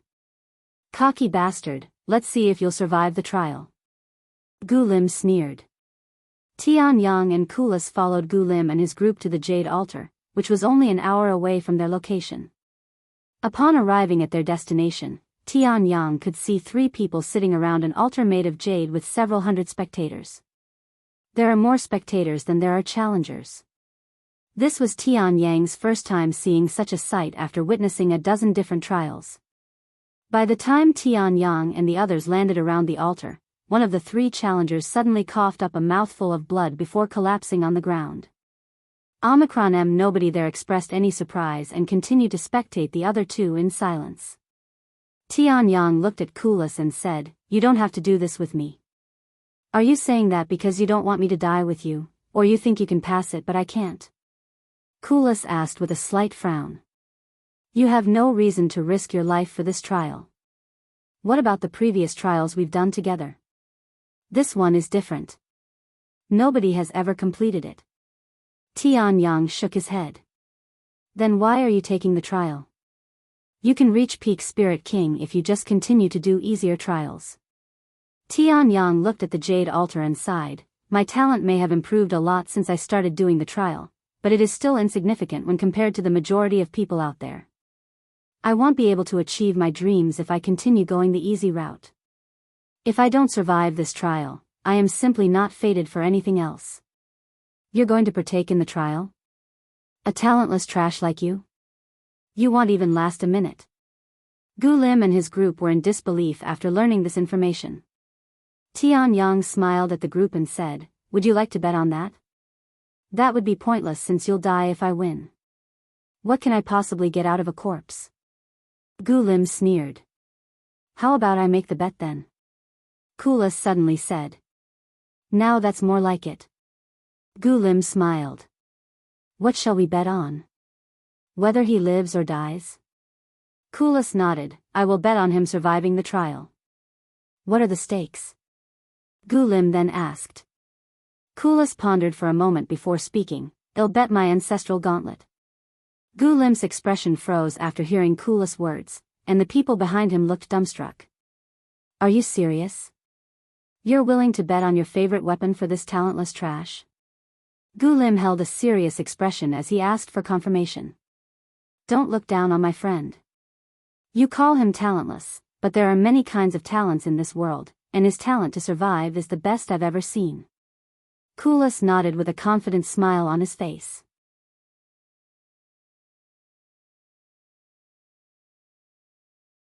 C1376 Jade Altar. Chapter 1376 Jade Altar. 1376 Jade Altar. Since I am betting my ancestral gauntlet, you should put something of similar value on the line. If you don't have anything like that, the 5 of you can work together to cover the difference. Kulas said to Gulim, who was gritting his teeth in anger. Gulim was not angry because Kulas was betting on Tianyang's survival. He was frustrated because he had nothing close to the value of Kulas' ancestral gauntlet. He turned to look at his 4 buddies and said, let's do it. There's no way that talentless trash will survive the Jade trial, so this will be an easy win for us. It's essentially free money. The 4 quickly nodded, agreeing to pool together their resources for the bet. None of them believed that Tianyang could survive the Jade Altar's trial, so there was no hesitation in their decision. Eventually, they gathered a small mountain of treasures for the bet. Tianyang's eyes widened with shock after seeing the difference. Kulas only had 1 item, a pair of gauntlets. However, Gulim and his group had at least 20 different treasures. Just how valuable is that gauntlet? And he's willing to bet it on me? Tianyang swallowed nervously. Fortunately for him, he wouldn't have to worry about the aftermath if he were to lose the trial, as he would be dead. However, he was still pressured by the knowledge that his death would lead to Kulas losing his precious treasure. Hey, do you really have to bet on such a valuable treasure? Tianyang asked Kulas with a stiff look on his face. Kulas responded with a smile, the value of the treasure is how much trust one have in you, in your talent. Tianyang clenched his fists after hearing Kulas' words. He's never had anyone put so much faith in him before, much less someone with a status as profound as Kulas. If I had a sworn brother, is this what it would feel like? Tianyang wondered to himself. Hey, trash bastard, what are you waiting for? Hurry up and die in the trial already. Gulim suddenly glared at Tianyang with clear disdain. Kulas narrowed his eyes, and he responded instead, one more thing. If he survives the trial, you will take back all the bullshit you spewed and show some respect to my friend. Ha ha ha. If he survives, not only will I respect him, I will kowtow before him and call him my grandfather for the rest of my life. Gulim laughed so viciously that his eyes became teary. Hearing this, Kulas turned to look at Tianyang and nodded with a serious expression, good luck, friend. Tianyang nodded with a slight smile, I will see you in a bit.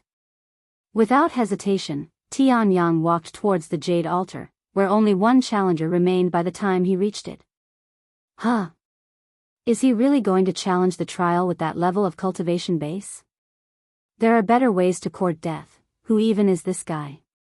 I recognized all the people that have challenged the trial, but I don't know him. I saw him talking with some people from the Immortal clans just now. Perhaps he's from there? The spectators were in disbelief when they saw Tianyang entering the trial area, especially after seeing his cultivation that was only at the 8th level Spirit King. Whoever claimed that he's from the Immortal clans, take that back right this instance. How could such talentless trash come from the Immortal clans? Are you mocking the Immortal clans? Gulim suddenly spoke loudly, alerting all of the spectators.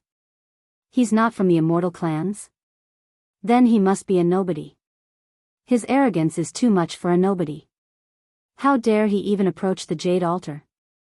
Does he think he's better than everyone who's come before him?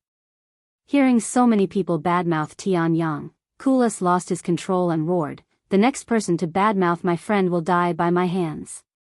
The spectators were startled by Kulas' killing intent, and when they recognized his identity, they immediately stopped talking out loud. Holy shit. Isn't that young Master Kulas from the Immortal Might clan? Did he just call that man his friend? Kulas, he's known for being a brutal and cold person. That man must be very impressive to become such a person's friend. Tianyang had just closed his eyes when he heard Kulas' loud voice. He smiled inwardly, thank you, my friend. Begin trial, he muttered the following moment. As Tianyang began his trial, Gulim turned to look at Kulas and asked with a serious expression, I seriously don't get it. Why did you befriend someone like him? He's just a nobody. Kulas looked at him and responded in a calm voice, if you'd been there when I first met him, you would feel nothing but respect and admiration for him. Have you ever seen someone desperately hold on to their life? I have, many times. However, none of them were able to move me the same way he did. Have you ever experienced a life or death situation? I have, dozens of times. However, compared to what he's experienced, my experience might as well be a drop in the ocean. He's someone who lives at the border between life and death, an existence that should have long perished with his level of talent. Despite that, he's managed to survive. How does he do it? I want to know. And how can I not respect someone like that? Compared to you bastards who flaunt their talents at every step, he's unfathomably more interesting. Gulim and his friends were at a loss for words after hearing Kulas speak about Tianyang. They've known Kulas for nearly most of their lives, but they have never seen him acting in such a manner before, much less praise someone. Kulas stopped looking at Gulim and quickly glanced at the crowd before sneering in disdain, even I don't have the qualifications to mock him, much less these cowardly bastards here.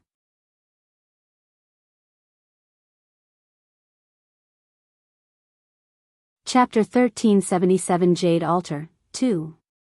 Chapter 1377 Jade Altar, 2, 1377 Jade Altar, 2. When Tianyang opened his eyes, he found himself surrounded by trees. Although he didn't immediately recognize his location, his face still made a deep frown, almost as if he subconsciously knew. This place is, just as Tianyang realized his location, he sensed over 100 presence with immense killing intent suddenly appearing around him, sending shivers down his entire being. Before he could even react, a dozen figures wearing rough clothes jumped out of thin air and swung their weapons at him. Tianyang had started moving even before the figures appeared, allowing him to dodge their attacks. After distancing himself from them, Tianyang took a brief moment to look at these figures' faces, and sure enough, he immediately recognized them to be the gold and money bandits. I knew I would eventually have to face this heart demon of mine in one of these trials. Tianyang sighed. Even though he had mentally prepared himself for months, he was already on the verge of being consumed by rage. The only thing that kept him from charging at these bandits was because of their cultivation bases. All of the bandits had a peak Spirit King cultivation base, including those hiding out of sight.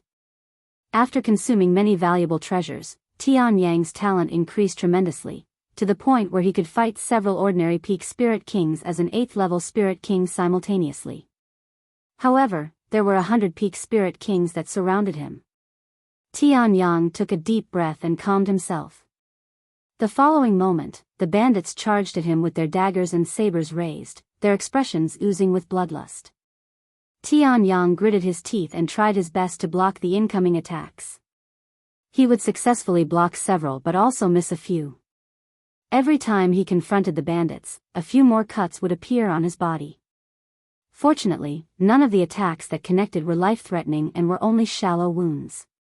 Unfortunately, Tianyang couldn't keep up with the relentless assault, and it was only a matter of time before one of the bandits landed a critical hit on him.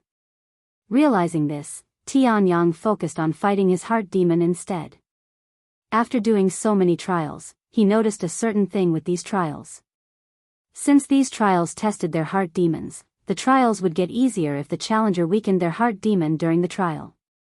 However, to defeat one's heart demon was much easier said than done. Even before this trial, Tianyang had been fighting this specific heart demon for months, but alas, he simply couldn't fight the guilt of losing Huang Shaoli. If only I had been stronger, if only, his voice resounded inside his head, almost as if he was whispering to himself. Tianyang gritted his teeth and roared, "Shut the fuck up." His eyes flickered profoundly, and he continued, "I am no longer talentless." An immense aura suddenly surged from his body. "I will survive this damn trial and avenge Huang Shaoli. I will survive and avenge my parents. I will survive and seek justice for Meng Lily. I will survive." Tianyang stopped being defensive and started looking for opportunities to attack. Since he was already having trouble defending against so many opponents at once, it would be even more difficult to attack without leaving himself wide open.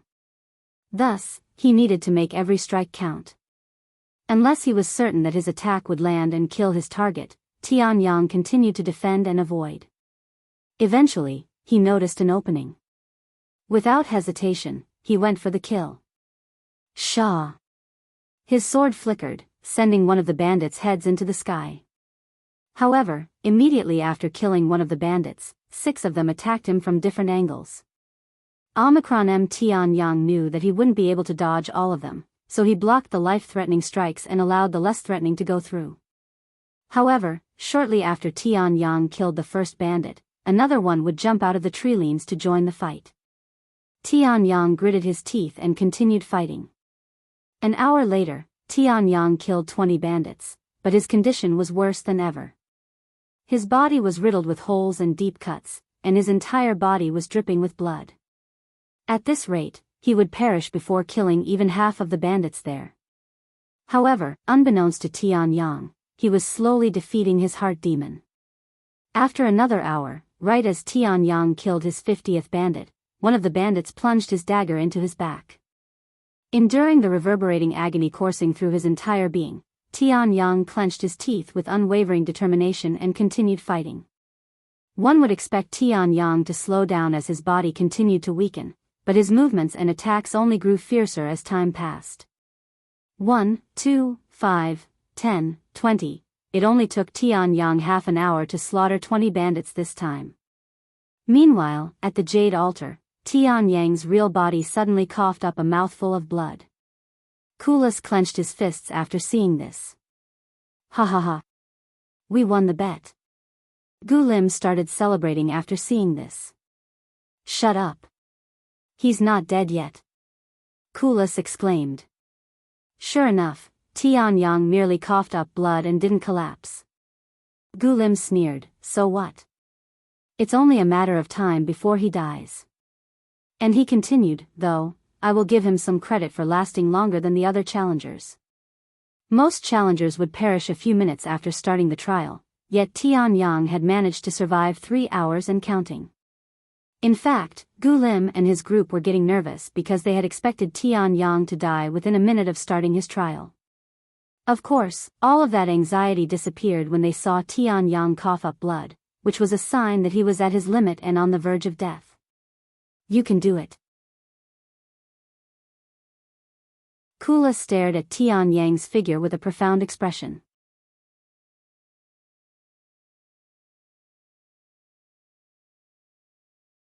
C1378 God's Fruit.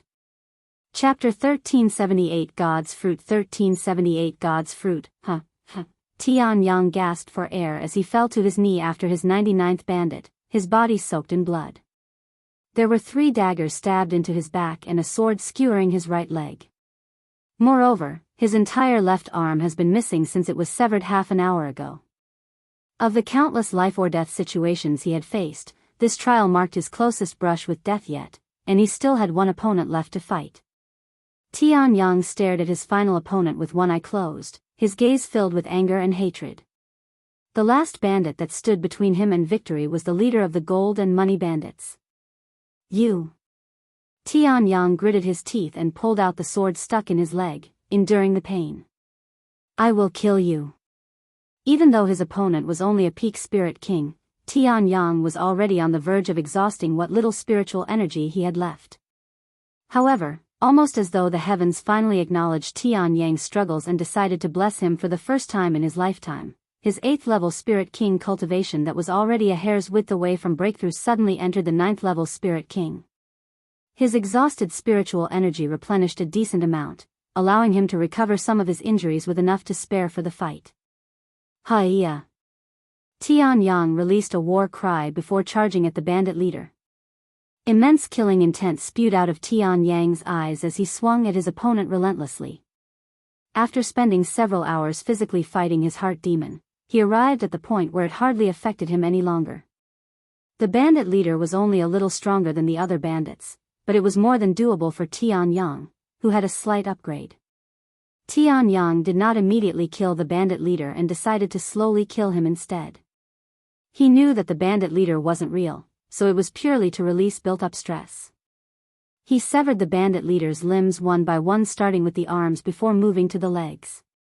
When the bandit leader could no longer move, let alone stand, Tianyang covered his body with superficial cuts, almost as though he was trying to bleed the bandit leader to death. By the time Tianyang was done, there was not an area on the bandit leader's body and face where it did not have a sword cut. The voice returned when the bandit leader finally perished. Ah. I really did it. Tianyang rested his eyes. When he opened them again, the view of shocked spectators appeared before his eyes. All of them had either wide eyes or wide mouths, or both. You have acquired the qualifications to seek my legacy. A familiar voice that only Tianyang could hear entered his head, followed by information about the legacy's location. However, Tianyang couldn't care less about the legacy, as he was focused on the treasure that appeared before him for clearing the Jade Altar's trial. Unbelievably, it was God's fruit, also known as the god of all cultivation medicine. It was an exceedingly rare and valuable treasure that could completely reconstruct a person's innate talent to make it as high as possible. It was a heaven-defying and godlike medicine that had only appeared in the world once before since the beginning of time.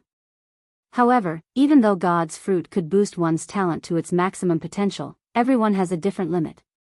For example, Tianyang was born with no talents and could only reach the peak of Spirit Lord.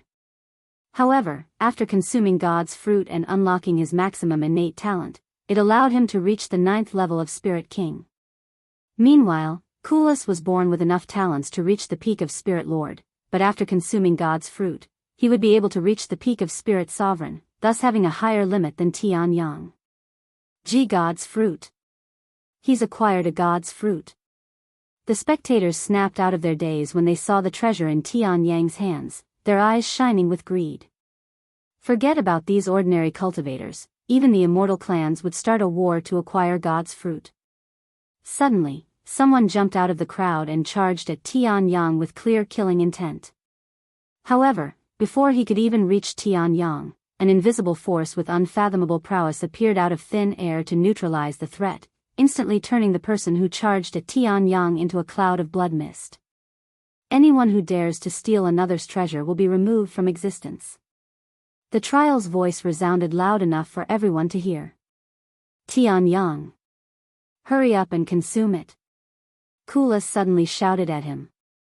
Wait. Don't eat it. I will buy the god's fruit from you. Gulim immediately said. He continued, that god's fruit will only be wasted on someone like you. If you know what's for you, sell it to me. Tianyang turned to look at Gulim and sneered, before that, there is something else that you must do. What is it? If I recall correctly, you made a bet with Kulas on whether he'll survive this trial or not. Tianyang narrowed his eyes and continued, we can talk about the god's fruit after you honor your bet. Hearing this, Gulim gritted his teeth and handed all of the treasures he and his group bet on to Kulas. There. Now sell me the god's fruit. Gulim said afterward. How much are you willing to buy it for? Tianyang asked. 100 million spirit stones. Gulim shouted. Tianyang sneered in disdain after hearing the offer, and he said, the last god's fruit was sold for 1 billion spirit stones. Why would I sell mine for any less? Gulim clenched his fists and roared, you can't even bring that god's fruit out of this place. So what? That doesn't affect the god's fruit's effects, which means it won't be any less valuable, whether I can take it out of here or not. Tianyang shrugged. If you won't buy it at an appropriate price, I'd rather use it for myself. Naturally, he had no intentions of selling the god's fruit even if it killed him, so he was only messing with Gulim as a way of taking revenge for treating him like trash. However, Gulim didn't know this and thought he actually had a chance to acquire the god's fruit.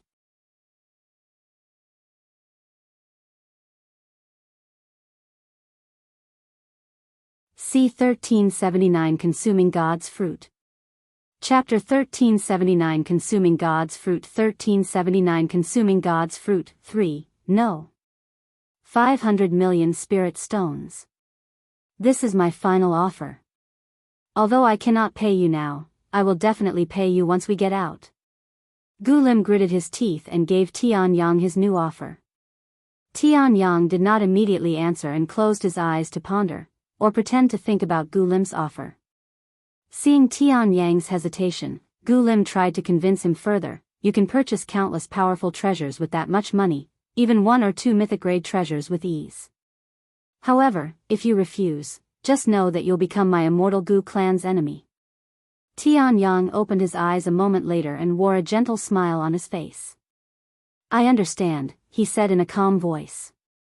Gulim immediately smiled back, I take back what I said about you. However, before Gulim could even finish his sentence, Tianyang opened his mouth and shoved the god's fruit into his mouth, consuming it with a single bite. Gulim couldn't believe his eyes, his face filled with shock and disbelief. When he realized what had just occurred, his entire being trembled in anger, and his face flushed with redness, looking like a demon, you son of a bitch. How dare you mock me? Tianyang sneered at Gulim and spoke in a disdainful voice, Humph. You want me to hand over the god's fruit without payment, and you expect me to wait until we leave this place for my payment? You want me to trust you, who cannot even fulfill his own promises. Laughable. I already gave Kulas all the treasures we bet on. What more do you want me from? Gu Lim shouted, spewing saliva everywhere. Kulas interrupted, if I recall correctly, you promised to kowtow before him and call him grandfather for the rest of his life if he survived the trial. Yet, I have not seen you on your knees, much less call him grandfather. Kulas, you fucking bastard. If you think I won't beat you up because you're from a fellow immortal clan, you have made a huge mistake. Gu Lim pointed at Kulas, his entire arm shaking uncontrollably. Meanwhile, Tianyang felt a strange shift happening in his body. After eating the god's fruit, it was as if something had loosened up inside him, like unclogging a drain that had been blocked for decades. His body felt weightless, as though gravity no longer affected him, and all of his senses became more sensitive and keen, allowing him to notice even the smallest details. Furthermore, he could feel his strength skyrocketing even though there were no changes to his cultivation base. This is me, at my highest potential? My body feels foreign, as if it doesn't belong to me. Tianyang looked at his palms with a nervous smile on his face. You trash bastard. I dare you to step outside the safe zone and fight me. Gu Lim suddenly shouted as he stared at Tianyang with immense killing intent surging within his eyes. Tianyang narrowed his gaze at Gu Lim. Although he was never intimidated by Gu Lim even before consuming the god's fruit, now that he's essentially experienced a rebirth, he could tell that Gu Lim posed zero threat to him. Thus, Tianyang confidentially started walking towards Gu Lim, seeing Tianyang's resolute expression, Kulas prepared to fight alongside him. The moment Tianyang stepped outside the safe zone, Gu Lim wasted no time jumping at him. Die, you insignificant bastard. So what if you consumed the god's fruit? You are still no different than trash in my eyes. Gu Lim swung his ancient grade sword at Tianyang. Tianyang only had an earth grade sword on him, so he didn't dare to block Gu Lim's sword head-on, fearing that his earth grade sword would break. Why don't you fight someone with proper equipment? Kulas suddenly appeared beside Gu Lim, kicking him away from Tianyang. When the four people following Gu Lim realized that a fight could no longer be avoided, they retrieved their divine-grade treasures and joined the battle. Two of them went after Tianyang while the other two went to assist Gu Lim. Meanwhile, the spectators there quickly distanced themselves from the fight. None of them wanted to stick their nose in a fight between the immortal clans, nor did they have the qualifications to join the battle after witnessing how fierce it was. You've made a huge mistake offending the immortal Gu clan today, you mortal dog. Even if you manage to get out of this alive, the immortal Gu clan will never forgive you. The two cultivators fighting Tianyang cursed at him as they fought. Humph. Does the immortal clans only know how to bully the weak? How pathetic. Tianyang sneered in disgust. The two cultivators anticipated an easy victory since they were ganging up on a single person, but they were greatly surprised when they realized that not only were they unable to land a single strike on Tianyang, but he was actually pushing them back. Serenity Sword Strike. Radiant Saber. The two cultivators began employing their martial techniques, but Tianyang dodged them with ease using just the basic movement technique taught by the Immortal Monastery. Is this all the immortal clans are capable of? If so, you're not so different than everyone else. Tianyang taunted them even further. I'll cut that filthy mouth of yours and feed it to the dogs. Although Tianyang could have killed them at any time, he decided to use them as training so that he could get used to his newfound strength. Once he was satisfied, Tianyang stopped messing around and exploded with strength. This caught his opponents off guard, and before they could even react, Tianyang extinguished one of their lives with a single sword technique. Immortal Rending Sword Strike. Tianyang's sword moved with such viciousness and power that his target's body was separated in half. When the other cultivator saw his friend being slaughtered in such a manner, he immediately lost all will to continue the fight and raised his hand while shouting, "Wait. I give up." However, Tianyang acted as though he didn't hear anything and mercilessly swung his sword again. Yuba, after killing his opponents, Tianyang turned to look at Kulas' situation. He was still fighting with Gu Lim, but the other two were nowhere to be seen, presumably dead.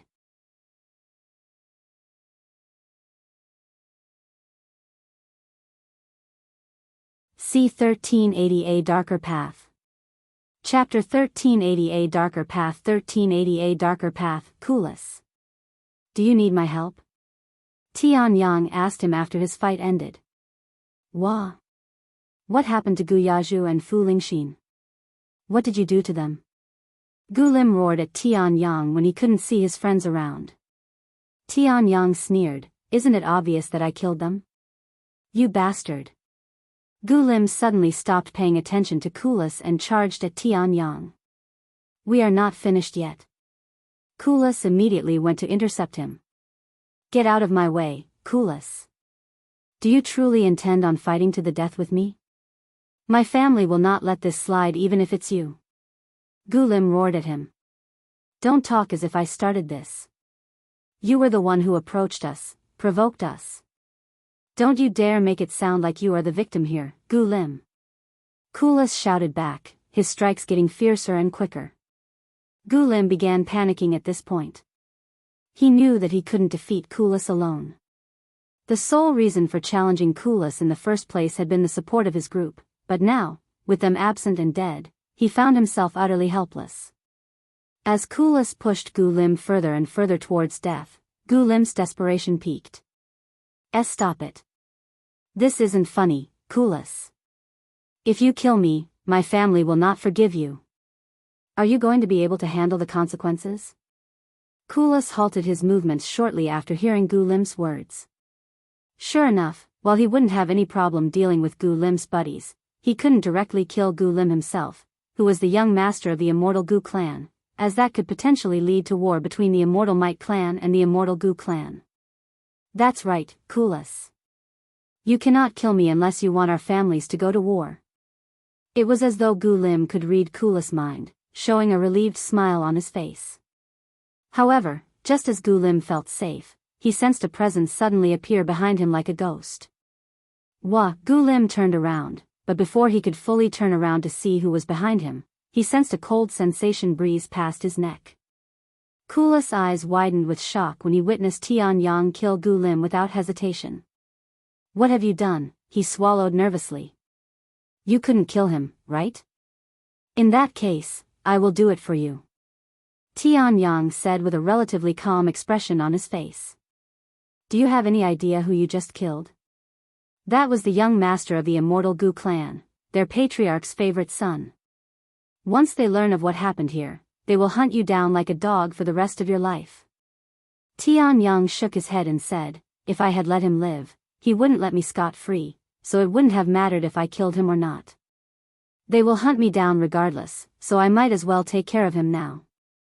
Unable to refute Tianyang's logic, Kulas gritted his teeth.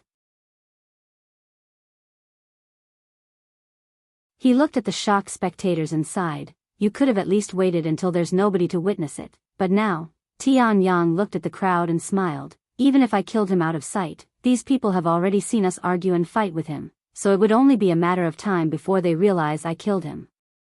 Don't worry, Kulas. You weren't the one who killed him, so you can pin all the blame onto me. With so many witnesses here, I doubt his family will go through the trouble of blaming you. I couldn't care less about that. Why don't we continue our conversation somewhere else? Tianyang suddenly said. Sure, however, before leaving the scene, Tianyang made sure to take Gulim's spatial ring, just as he did with the other two he defeated. Once they were gone, the crowd that witnessed Gulim's death went into an uproar. This is huge news. Gulim is dead. Fuck. I can already imagine the Immortal Gu clan's reaction once they learn of this news. Who the hell was that person, anyway? I don't recognize him. Unsurprisingly, nobody there recognized Tianyang, so even if they were questioned about him later, they would only be able to give a description of Tianyang's appearance and that he was Kulas' friend. Sometime later, Tianyang and Kulas stopped by a large boulder and continued their conversation. So, what are you going to do now? Kulas asked. Tianyang lifted his head to stare at the clear sky and sighed, I honestly don't know. I have managed to reach my full potential and finally acquired the talent that I could only dream of, but what good is my talent when I am going to be hunted by the immortal clans? I must have somehow offended the heavens or something in my past life to have such terrible luck. Kulas pondered for a moment before speaking. How about joining my Immortal Might clan? Well, try to protect you from the Immortal Gu clan. Tianyang smiled and said, I appreciate the offer, truly. However, we both know that won't work. The Immortal Might clan has no reason to protect me and would rather give me up to spare them the trouble, especially since you are partially involved, and I doubt it'll just be the Immortal Gu clan that'll have to worry about. In fact, you should probably stay away from me starting now. It would be bad for you to associate with me any longer since it would give the Immortal Gu family more reasons to go after you. Cut the bullshit. The only reason you are in this situation is because of me. Gu Lim wouldn't have provoked you if you weren't with me. Kulas exclaimed. He clenched his fists in anger until they bled, muttering in a shivering voice, what's the point of saving your life if I just lead you down an even darker path later? I'm such a terrible friend.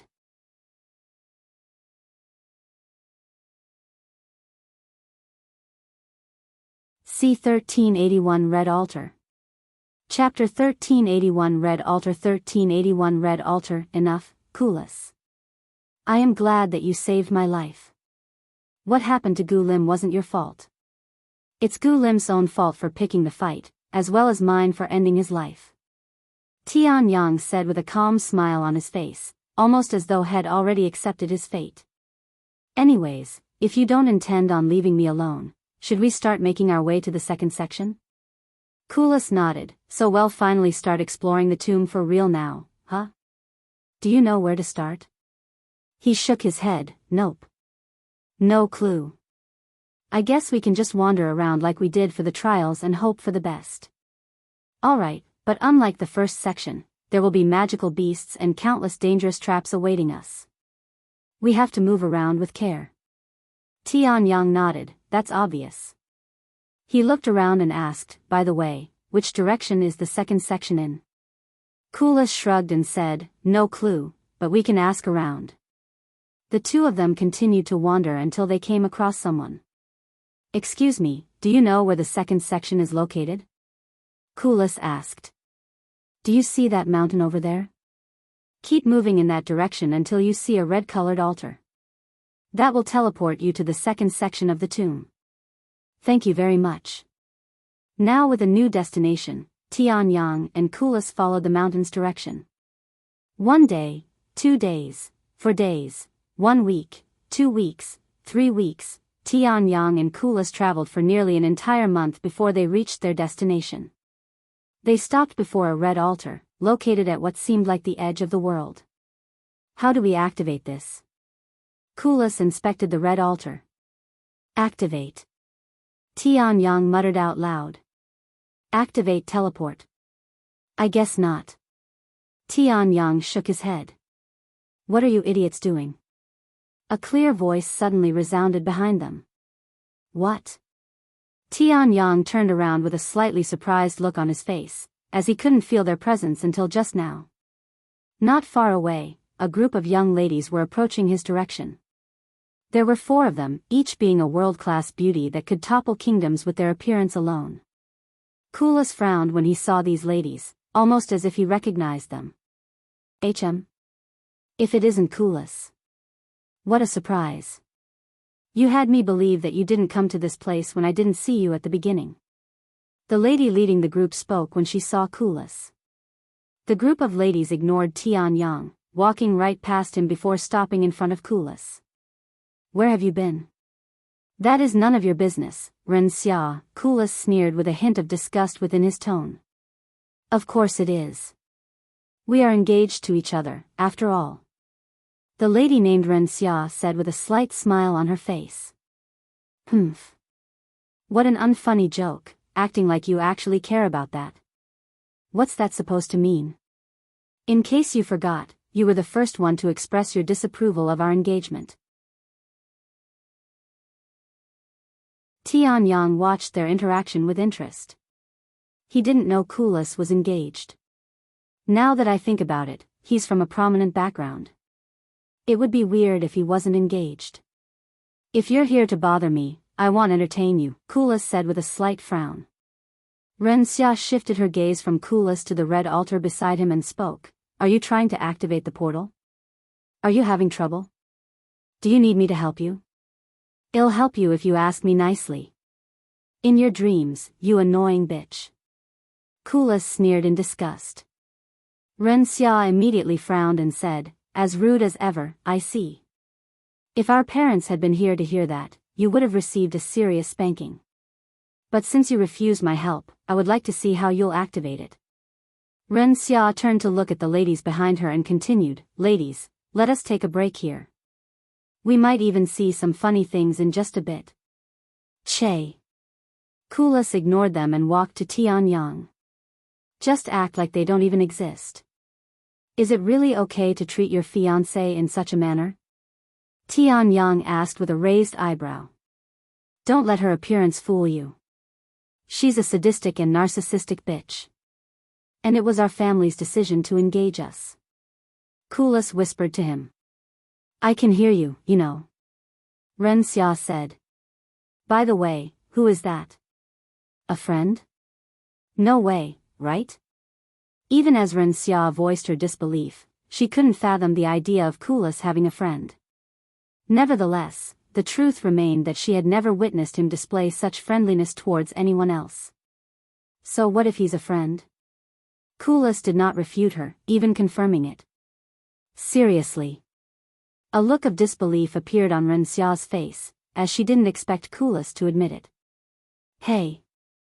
I've been meaning to ask you this for a while now, but why is everyone so surprised when they find out you have a friend? Tianyang couldn't help but pose the question.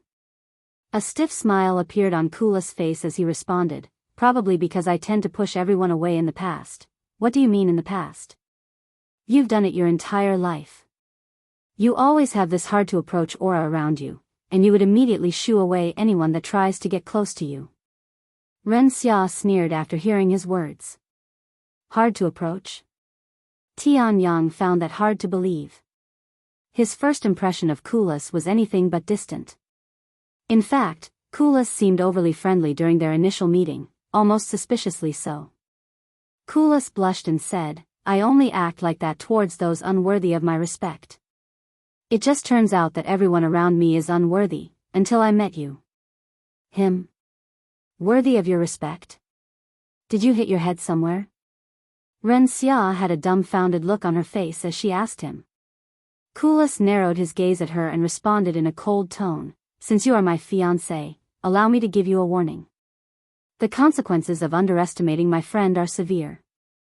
Gu Lim learned that the hard way and paid with his life. What? Gu Lim is dead? Ren Xia's expression turned pale after learning of this information.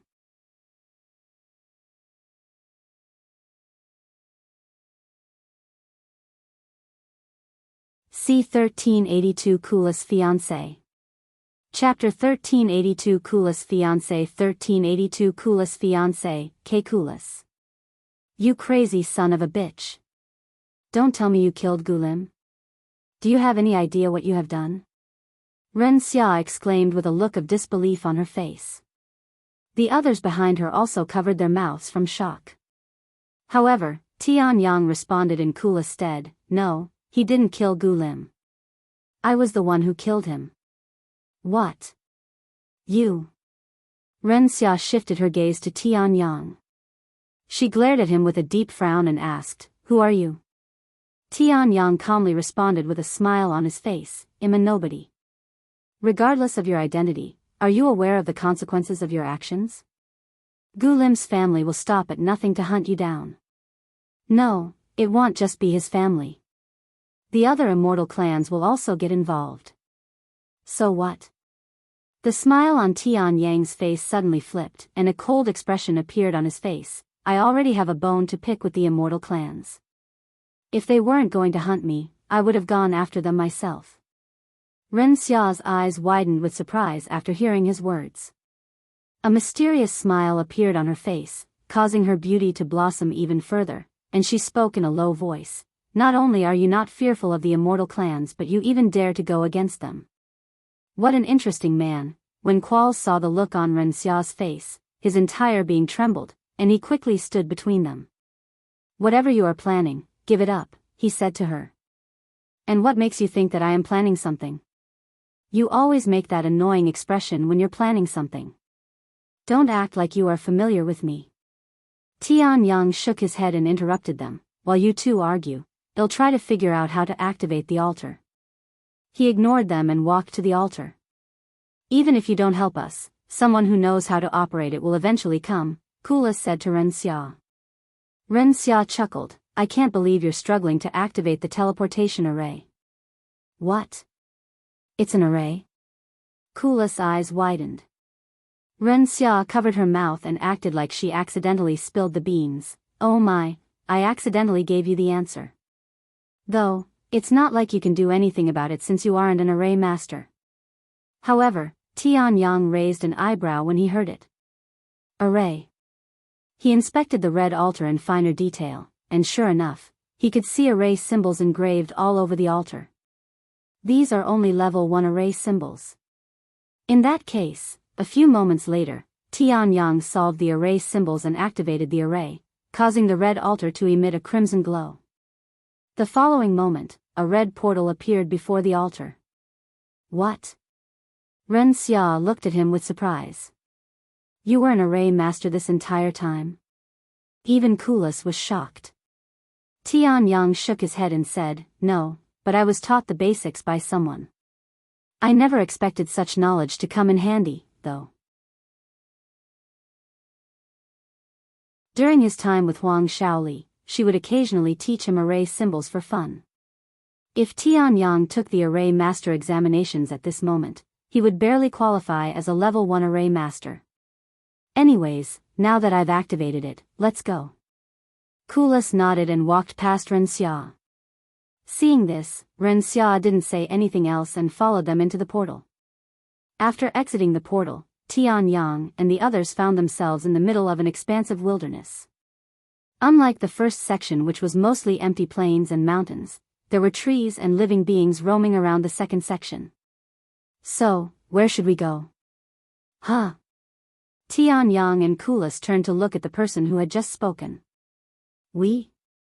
Why are you making it sound like we're going to be traveling together? Kulas asked her with a deep frown on his face. Why not? Ren Xia shrugged. Not only would it be more entertaining, but it'll be safer if we travel together. Are you going to refuse traveling with 4 beauties? What does your appearance have anything to do with this? Regardless, I don't trust you guys. Kulas sneered. Are you afraid that we might attack you or something? We don't have any reason to do such a thing. Ren Xia said. And what reason do you have for wanting to follow us?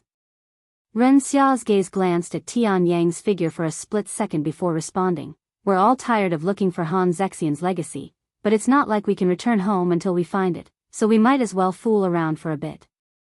I don't care about your reasons. You're not going to follow me. Kulas said. Ren Xia shook her head and sighed. Who said we are going to follow you? Ren Xia turned to look at Tianyang and continued, this place is crawling with people from the immortal clans. I'd like to see how you will deal with them.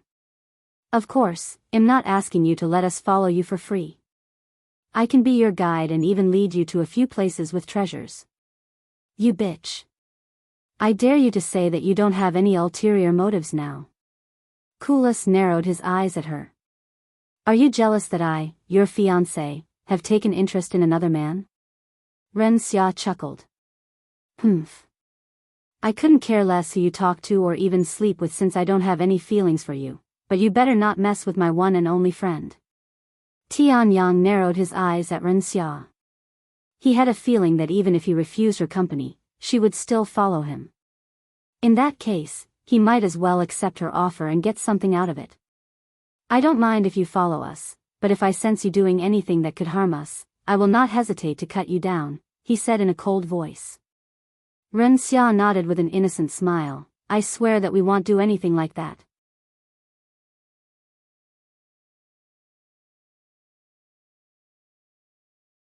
C1383 Ren Xia. Chapter 1383 Ren Xia 1383 Ren Xia. Hey. Tianyang. Tell me you aren't seriously going to let them follow us. She's a crafty woman with ulterior motives. Kulas asked him through divine sense. Tianyang sighed, responding, we might as well, unless you can convince them to not follow us. That's impossible. She's the type of woman to do whatever she wants. The only way to stop her would be to kill her. Are you suggesting that we kill your fiancé? There aren't any witnesses here, after all. Oh, of course not. As much as I dislike her, I cannot justify killing her over something like this. Right? Then we might as well let her follow us and guide us to the treasures. I guess. Kulas sighed inwardly, feeling defeated. Also, they don't know my identity yet. Call me Xiao for now. Tianyang suggested. Okay. Meanwhile, the ladies were having a conversation of their own through divine sense. Sister Ren, why do you want to follow them? Are you trying to avenge young Master Gulim? Gulim? I couldn't care less about that idiot. I'm more interested in Kulas' friend. Ren Xia said. That man? Why? He's essentially a wanted criminal at this point for killing Gulim. Yeah. It'd be unwise to associate ourselves with him. What if the Immortal Gu clan comes after us too? That won't happen. Ren Xia said in a confident tone. She continued, I also want to see what kind of person is worthy of Kulas' acknowledgement. But I don't think that is worth offending the Immortal Gu clan. Ren Xia looked at them and sighed. I am not going to force you to follow me, nor will I blame you for leaving. This is my own selfish action, after all. The three ladies exchanged glances with each other. After a moment of silence, they lowered their head to Ren Xia and said, Sorry, Sister Ren, but we cannot afford to offend the Immortal Gu clan. We hope for your understanding. Ren Xia shook her head. I already said that I won't blame you. Are you sure you want to follow them? You'll be alone. If you're afraid they'll do something to me, why don't you stay? If not, stop with the pointless worry and leave already. The ladies bowed to her again before leaving. Tianyang was surprised when Ren Xia's group suddenly left her alone. I thought they were friends. He shook his head inwardly. When she noticed the gazes on her, Ren Xia looked at them and shrugged. Unlike me, those girls don't come from a background that is powerful enough to stop the Immortal Gu clan, so they cannot afford to offend them. Moreover, you won't be as worried about my presence if I am alone, right? Sure enough, Tianyang no longer had to worry as much now that Ren Xia was alone, as he was confident in dealing with her if any problem arose.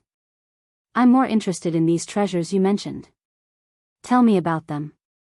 Tianyang said a moment later. Just like the first section, there are trials scattered around this place. Anyone can challenge these trials, but only one person will be able to acquire the reward. Moreover, these treasures are not limited to the tomb, so we can bring them to the outside world with us. Ren Xia explained. What kind of treasures are we talking about? Kulas asked. Ren Xia didn't respond, acting as though she didn't even hear his question. This bitch is ignoring me on purpose. Kulas stared at her with a cold gaze. So, what kind of treasure can we earn from these trials? Tianyang asked a moment later. From spiritual weapons to powerful techniques. Ren Xia responded with a calm smile on her face. Techniques. Tianyang's eyes shone with excitement after hearing this information. He lacked three things before entering the tomb. Talent, treasures, and techniques. After spending nearly an entire year in the first section of the tomb, Tianyang solved his talent issues, and acquiring Gu Lim's spatial ring somewhat solved his treasure issue. The only thing he lacked at the moment was powerful martial techniques. I only know some basic techniques from the sect, with the immortal rending sword strike being the strongest amongst all the techniques I know. Although I may have some talent now, I will still be at a huge disadvantage against those with similar strength but superior techniques. Do you know any trials that award techniques? Tianyang then asked. Several, she nodded. I want to visit these places first. Okay. Ren Xia nodded. I'll take us to the nearest one first. Follow me. As they followed her, Kulas asked, what are the chances that someone has already cleared these trials? And how long has it been since you left this place? Ren Xia pretended to not hear him again. How dare you so blatantly ignore me? Do you truly believe that I won't touch you because you're my fiancé? Kulas gritted his teeth and clenched his fists in anger. However, Ren Xia continued to ignore him. Seeing this, Tianyang sighed inwardly before speaking. I'd like to know as well. I left this place for about 2 months. Although it's not impossible, the chances of these trials being cleared are incredibly low. In fact, compared to the trials in the first section, the trials here are on another level of difficulty. Tianyang swallowed nervously after learning of this information. Ren Xia continued a moment later, with that being said, not every trial will kill you. You'll know what I mean once we arrive at our destination. By the way, we'll get there faster on a flying treasure. Do you have one? Ren Xia looked at Tianyang, who quickly shook his head. Then I'll share mine with you. Ren Xia retrieved her flying treasure that looked like a living white crane before patting the space in front of her with a charming smile on her face. Tianyang immediately hesitated to share a ride with her. Kulas then said, ride with me instead. Huh? As Tianyang turned to look at Kulas, he summoned a large white tiger. Tianyang frowned upon seeing this and exclaimed, you had a flying treasure this entire time? Don't tell me it's the expensive kind that doesn't require replacement once it runs out of spiritual energy. It is. Kulas calmly confirmed. You rascal. Why didn't you bring this out earlier when we were in the first section? It could have saved us so much travel time. Tianyang shouted in frustration. Kulas responded with a teasing smile, you never asked.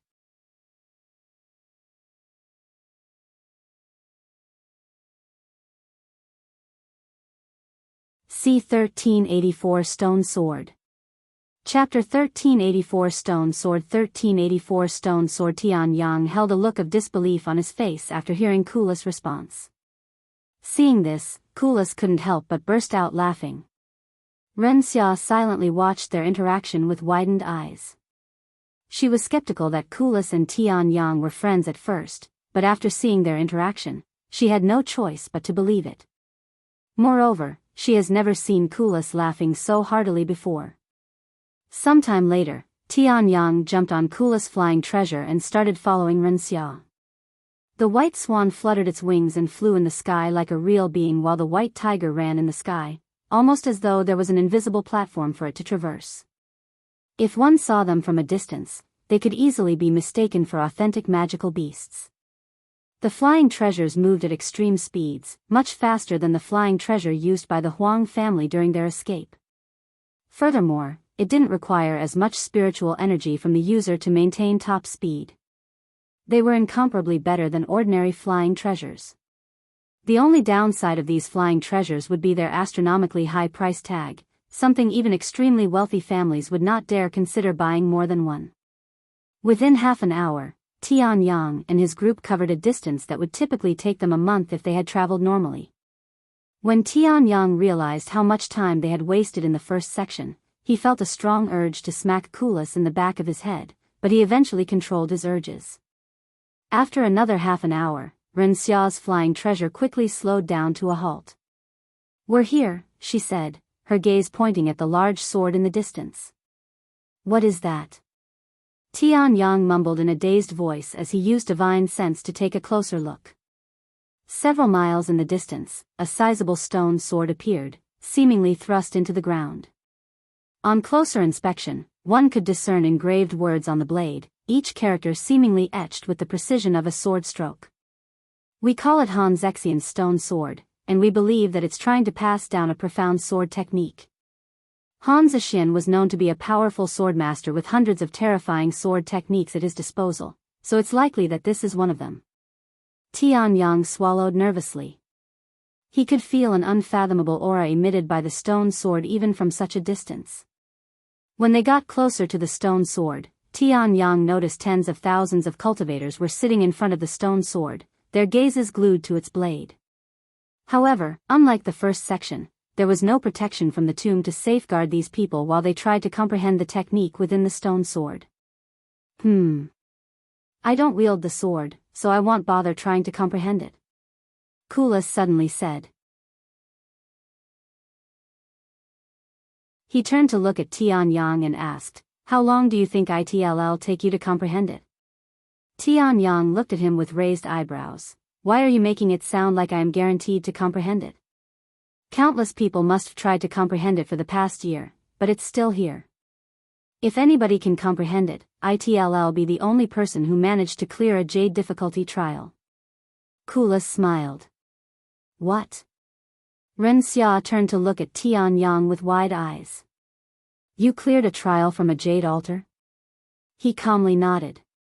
Ren Xia was left speechless upon learning this information. She knew a few people from the Immortal clans also took the Jade altar's trial, but none of them survived. Just who is this man? He can't be a mere nobody. Ren Xia thought to herself. A moment later, she spoke. "Now that I think about it, we never had a proper introduction. Ren Xia, youngest of the Immortal Sword clan. Xiao Yang, a rogue cultivator." Tianyang lied like it was in his nature. A rogue cultivator? Ren Xia instantly knew that Tianyang was lying, but she had no proof. Is he worried that I will expose his identity to the Immortal Gu clan? Well, I don't blame him for being cautious. She decided to play along. As they got closer to the stone sword, Ren Xia warned, "There won't be any safe zone in this place, so make sure you don't focus entirely on the stone sword and forget about your surroundings." With that being said, nobody would dare to cause a commotion that could disturb everyone here. Kulas then said, "Don't worry about your safety and focus on the stone sword. I'll watch your back." Tianyang nodded and took a seat before the stone sword a moment later. He closed his eyes and took a deep breath. When he reopened them, they were completely focused on the engravings on the stone sword. "How long do people tend to stay here?" Kulas asked Ren Xia a moment later. "Are you seriously going to continue ignoring me? Why are you acting so childish?"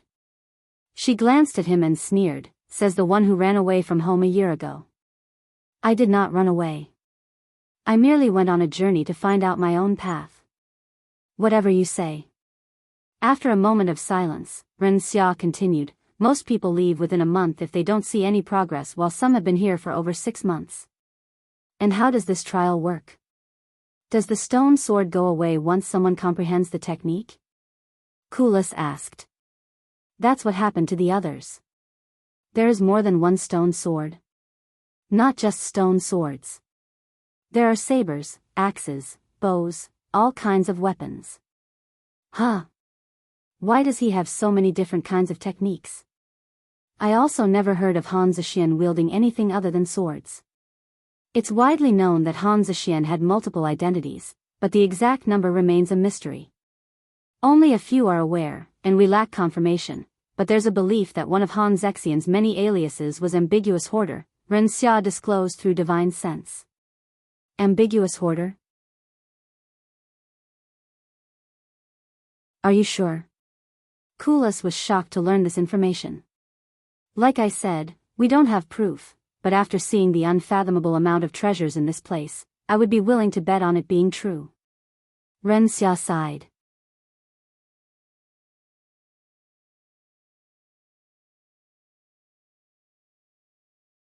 C1385 Ambiguous Hoarder.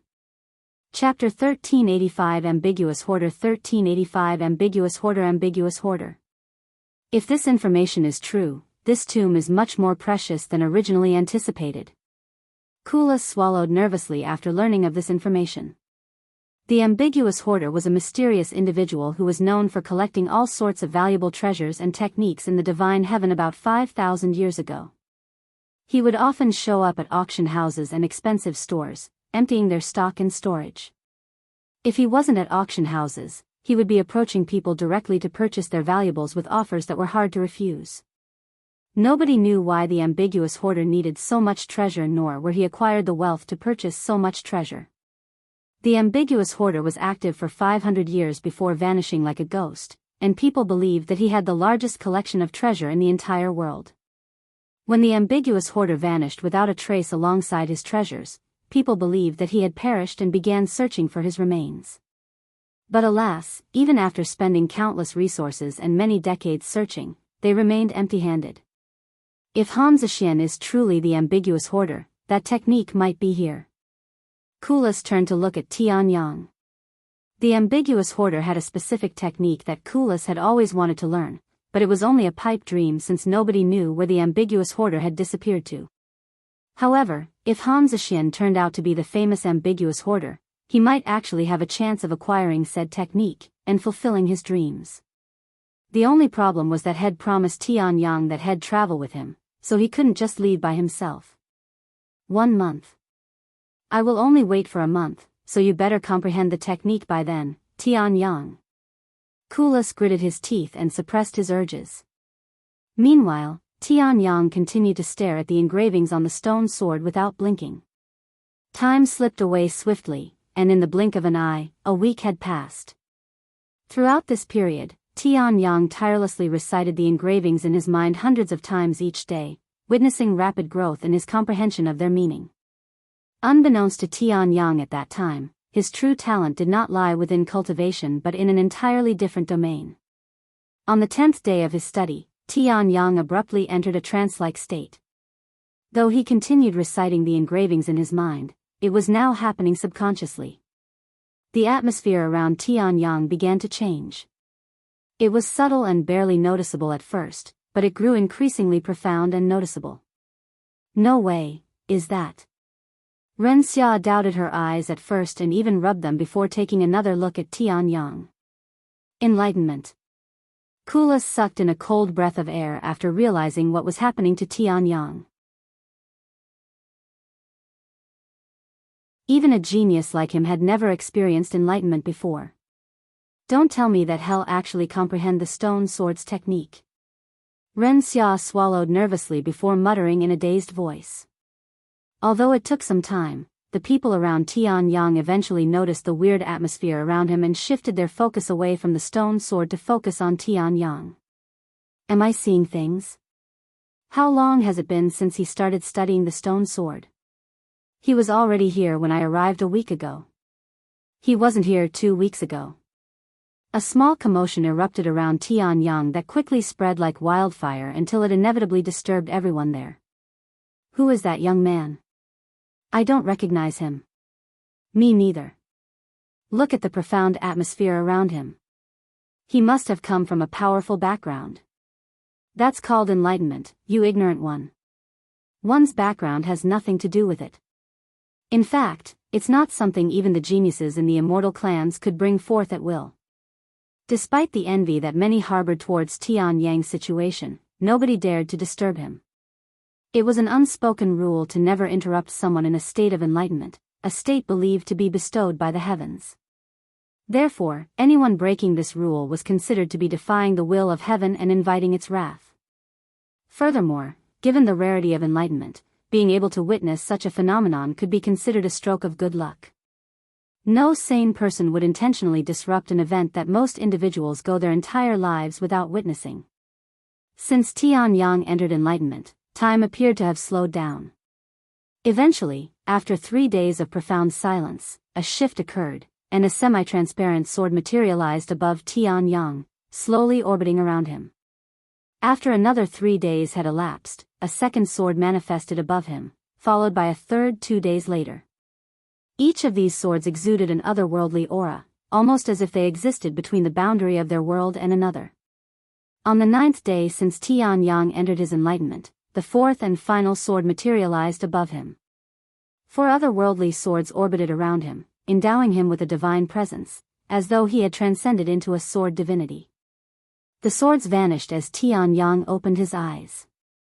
Simultaneously, substantial cracks surfaced on the stone sword before them, eventually causing it to crumble into a mountain of stones. Shortly after Tianyang emerged from his enlightenment, the people there snapped out of their daze and approached him, bombarding him with the same questions. Hey! What sword technique did you acquire from the stone sword? Please. Tell us its name. What rank is this technique? I'm willing to purchase the technique from you. Give me a price. Pap. A clapping sound loud enough to stun everyone there suddenly resounded, startling everyone there. When they turned to look at the person who caused the commotion, they saw an old man with a group of young people behind him. That's the sect leader of the 7 Divine Sword Peaks. Nearly everyone there immediately recognized the old man's identity, who was the leader of one of the most prestigious sects in the Divine Heaven.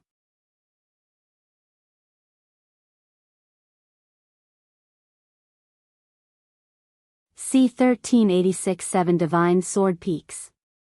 Chapter 1386 7 Divine Sword Peaks 1386 7 Divine Sword Peaks 7 Divine Sword Peaks. Even a nobody like Tianyang has heard of their name.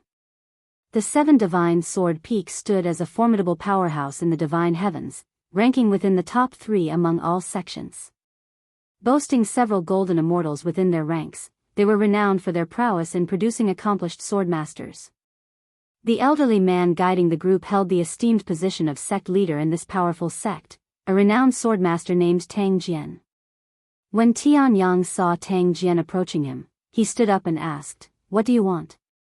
"This rude bastard." "Watch your mouth. Who do you think you are talking to?" The people behind Tang Jian glared at him. Tang Jian raised his arm and gestured for his disciples to calm down. He then spoke in a calm yet overbearing tone, "I am Tang Jian, sect leader of the 7 Divine Sword Peaks, and I would like to know the name of the technique you acquired from that stone tomb." Tianyang did not immediately respond, and a moment later, he spoke, "I don't know." Tang Jian narrowed his eyes, causing the atmosphere to change. "Do you really expect me to believe that when you comprehended the technique?" he asked. "The stone tablet only taught me the technique, not its name." Tang Jian had a hard time believing Tianyang's claim because most if not all people who passed down their techniques wouldn't leave out something as important as its name, as that would be throwing out its very identity. "In that case, can you show me the technique itself?"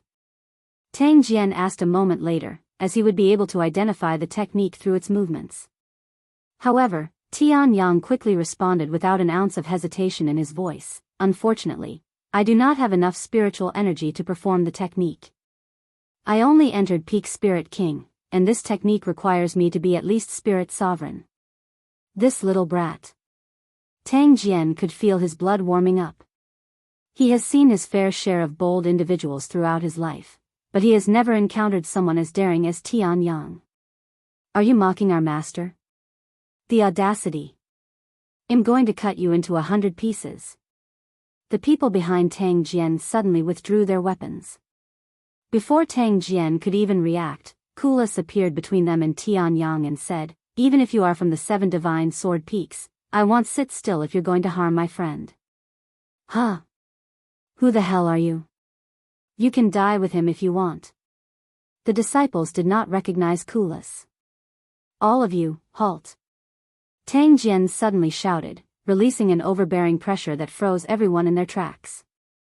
He released the pressure a moment later and spoke, "He is the young master of the Immortal Might clan. If any of you wish to proceed after learning this fact, I won't step in to defend you if anything goes wrong." "What? He's from the Immortal clans?" The disciples immediately began sweating after learning of this information. Ren Xia suddenly entered the scene and said with a profound smile on her face, "Is the righteous 7 Divine Sword Peaks going to bully a single individual over a technique that had acquired fair and square? Fairy Ren. Is he also a friend of yours?" The disciples immediately recognized her identity this time. Tang Jian's eyebrows twitched at Ren Xia's question, which brought up their honor and status as a righteous sect. If they continued to pressure Tianyang in front of so many people, their honor would be damaged, and their righteousness would be questioned. "Lady Ren, your words are quite harsh. Since when did we bully him? I am merely interested in the technique he learned and inquired about it. Since he is unable to answer my questions, I will leave it at this." We will depart now. Tang Jian turned around and began walking away. At the same time, Tang Jian's voice resounded inside Tian Yang's head. You have made a grave mistake today. Pray that we don't encounter each other again. Omicron M. Hearing this, Tian Yang sneered inwardly. Whether it be the young master of the Immortal Gu clan or the sect leader of a powerful sect, they love to abuse their authority and mess with the powerless. How are they any different than bandits that terrorize the innocent? Unfortunately, due to this encounter, he now found himself burdened with the concern of the 7 divine sword peaks pursuing him, adding to the already looming threat from the immortal clans. Fuck, I swear the heavens are still messing with me. Tian Yang looked at the sky with a gaze full of resentment. Let's quickly get out of here. Kulas said to Tian Yang through divine sense. They quickly left the scene on their flying treasure shortly after. I can't believe you actually dared to mess with the 7 divine sword peaks, their sect leader, no less. Why didn't you just tell them about the technique? It's not like it would kill you to answer. Kulas sighed out loud. If Head approached me differently, I wouldn't have minded telling them. However, he was haughty and overbearing even before he started speaking. Regardless of his title, he was no different from a wild bandit in my eyes, and I won't entertain a bandit even if it kills me. Tian Yang sneered. Ren Xia laughed out loud, ha ha ha. I cannot believe you. I doubted you had the guts to offend the immortal clans, but after seeing how you dared to pick a fight with one of the most powerful sects in the world, their sect leader, no less, I have no other choice but to believe it. Kulas ignored Ren Xia's words and asked Tian Yang with a curious look on his face, so? What kind of technique did you learn? You can tell me, right? Tian Yang nodded and calmly responded, Limitless Sword Domain. Limitless Sword Domain? Kulas exclaimed in a shocked voice. Even Ren Xia had a look of disbelief on her face, her eyes wide like saucers.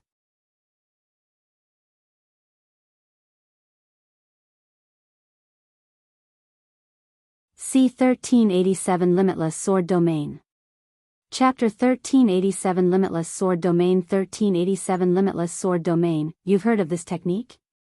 Judging by Kulas' reaction to its name, Tian Yang already knew the answer to his own question even without needing a response from Kulas. Oh, of course. Anyone who knows even the slightest about Han Zexian would know of the Limitless Sword Domain technique. It's one of his signature moves, a technique Head used to destroy the infamous burning demonic sect overnight. Kulas exclaimed. If you've really learned that technique, you've struck gold, Xiao Yang. Do you think you can show it to me? However, Tian Yang showed a bittersweet smile on his face and sighed. When I told the 7 Divine Sword Peak sect leader that I lacked the capability to use the technique in my current state, I wasn't lying. The best I can do is create 4 swords and control them like flying swords. It's pathetic when compared to what the stone sword showed me. What did the stone sword show you? Kulas asked in a nervous voice. A man that covered the sky with hundreds of swords manifested with spiritual energy and commanded each of them simultaneously, as if there is a sword master controlling each sword individually. Tian Yang sighed with a look of admiration on his face as he recalled the images he saw during enlightenment. The man, presumably Han Zexian, conjured hundreds of swords made of pure spiritual energy, infusing them with sword aura. When he unleashed them upon his target, it created the illusion of the heavens themselves meting out punishment. It was a grandiose display of unfathomable prowess and talent, something Tian Yang wanted to achieve one day. Hey, I have something to tell you. Kulas suddenly said with a serious look on his face. What is it? Have you heard of the Ambiguous Hoarder? Tian Yang nodded. He was a mysterious collector several thousand years ago that vanished into thin air, correct? He wasn't just a collector. He had the most expansive and valuable treasury in the world. There's a good chance that Ambiguous Hoarder's true identity is Han Zexian. What? Tian Yang's eyes widened with surprise. No wonder why all sorts of valuable treasures and resources exist in this tomb. Kulas nodded and continued, now here's what I actually wanted to tell you. The Ambiguous Hoarder was known to have a certain technique meant for body refiners such as myself. This technique could grant one a nearly indestructible body and amplify their innate strength immensely. If the ambiguous Hoarder, Zexian, left behind something as valuable as the Limitless sword domain, I have no doubt he also left behind that technique. You want to learn it, right? Tianyang asked. Kulas nodded with a serious expression and said, originally, I only came here to train myself, but this information changed everything. If you don't mind, I would like to spend some time looking for it. Tianyang responded with a calm smile on his face, of course. Let's focus on your technique for now then. Are you sure? What about your journey? Kulas asked. What are you talking about? We're traveling together, so this isn't my journey alone. I have already benefited immensely thus far, and you've been following me this entire time, so it would only be fair for me to follow you now. Thank you. Kulas showed a bright smile. Tianyang shifted his gaze to Ren Xia and spoke, you heard our conversation. Do you know anything about it? Ren Xia contemplated for a moment before responding, if it's related to body refiners, it must be a body refining technique. I'm aware of 3 stone tablets that suggest such a technique. Can you show us the way? Tianyang asked. I'll show you one of them for free, but I'll need some sort of payment for the rest. But you said that you'd show us if we allowed you to follow us. Tianyang frowned. I was only talking to you. Since this is something that directly benefits Kulas, I won't be doing this for free. Kulas sucked his teeth in an annoyed manner and said, fine, I'll pay you if the first one isn't what I want. Ren Xia showed a beautiful smile and said, very well. Follow me. I'll take you to the nearest one first.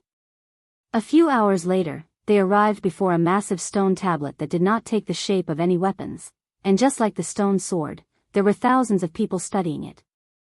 Kulas clenched his fists with excitement and said, give me 1 month. If I cannot comprehend its name by then, we will move on to the next one. Tianyang nodded and said, I will watch your back Omicron. Thanks. Then I will be right back. Kulas immediately sat before the stone tablet and stared at it with a serious expression on his face. Tianyang sat right behind Kulas and started cultivating. Due to how fast he advanced his cultivation to the peak of Spirit King, it had yet to fully stabilize. Of course, he didn't fully immerse himself in cultivation, as he still had to protect Kulas even if the chances of someone bothering him were close to 0.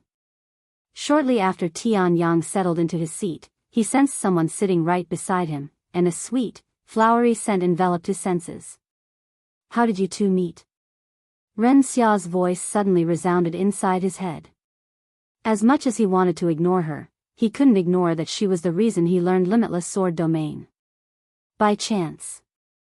He found me when I was dying in the desolate continent and saved my life. Xiao, isn't it? You're a fascinating individual. The more time I spend by your side, the more I sense that you're truly unique. Ren Xia wore a charming smile as she gazed at him. Tianyang looked at her and asked, why are you so cold to Kulas? He's your fiancé, no?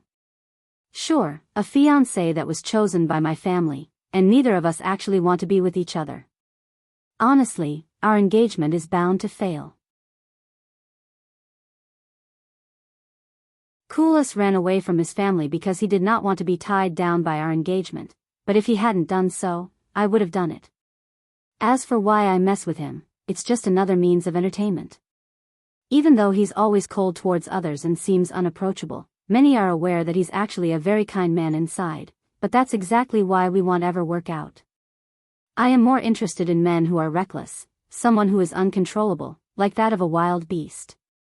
Is that so? Tianyang responded nonchalantly. Ren Xia narrowed her eyes at him, seemingly in deep thought.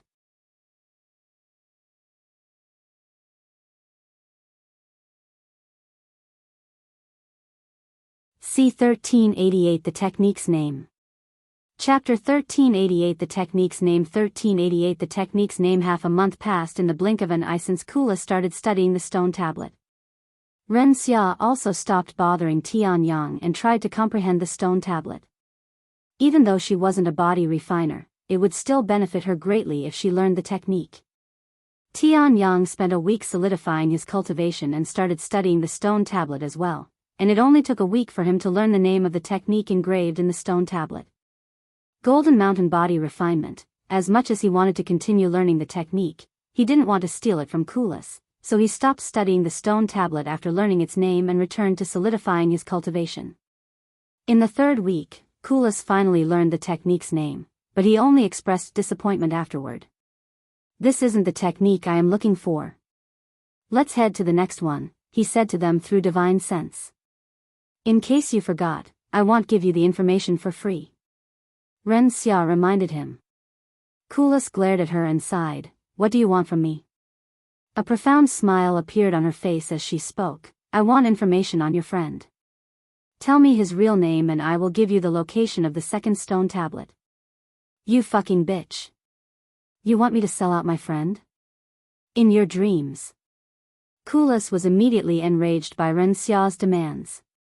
Why are you so angry? It's just a name. Ren Xia calmly shook her head. Regardless, you already know his name, so why even bother asking? Stop taking me for a fool, Kulas. I know Xiaoyang is not his real name. If you are worried that I will sell him out to the Immortal Gu clan, you need not worry, as I don't particularly like them either. And you expect me to believe you? Since Kulas and Ren Xia were talking to each other through divine sense, Tianyang did not know what they were talking about, but he could tell that Kulas was in a tough situation judging by the expression on his face. What kind of payment does she want? He decided to ask Kulas. She wants me to tell her your real name. Tianyang pondered for a moment before speaking, go ahead, tell her. Are you sure? What if she sells you out to the Immortal Gu clan? Or the 7 Divine Sword Peaks? It's fine. They will learn of my identity sooner or later. I understand. After receiving his permission, Kulas revealed Tianyang's real name to Ren Xia, who wore a bright smile on her face afterward. Tianyang, huh? Cute name. Ren Xia spoke to Tianyang in a teasing tone. The next location. Tianyang glared at her. Of course. Ren Xia proceeded to guide them to the next location, which took 3 days of traveling on their flying treasure. The second location also had a stone tablet, but this one was slightly smaller than the last. Kulas immediately took a seat and started studying the stone tablet. Tianyang and Ren Xia did the same, but Tianyang stopped after learning its name 4 days later and focused on his cultivation. 2 weeks later, Kulas learned its name and was met with disappointment again. What do you want as payment this time? Kulas looked at Ren Xia. In response to his question, Ren Xia retrieved a scroll from her spatial ring and handed it to him with a calm smile on her face. I just need you to sign this. Kulas took the scroll and read it. Tianyang could read some of the contents from his position and couldn't help but take a peek. Agreement to dissolve engagement? She wants to break their engagement? Tianyang swallowed nervously after realizing the situation.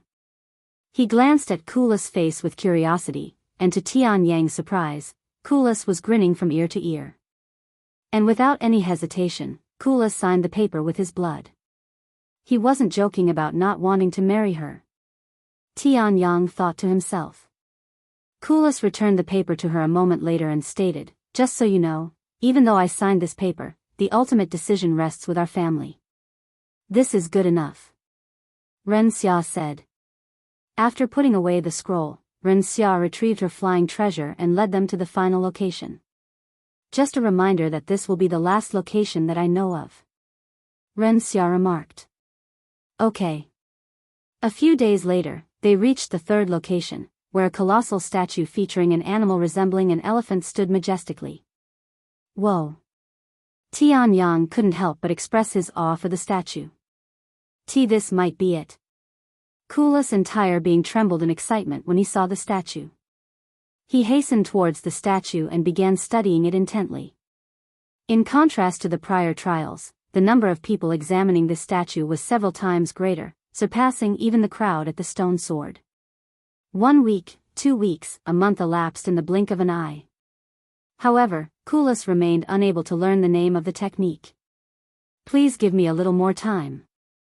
I think this is the technique I have been looking for. Kulas looked at Tianyang. Take as much time as you need, he replied. Thank you. 2 more months passed. It had been 3 months since they arrived at the stone statue, but Kulas was unable to comprehend the name, let alone the technique. Fuck. Kulas cursed inwardly with a defeated look on his face. He knew it wasn't going to be easy, but he couldn't have expected to be so powerless before it. Is this my limit? Am I not fated to learn this technique? Damn it all.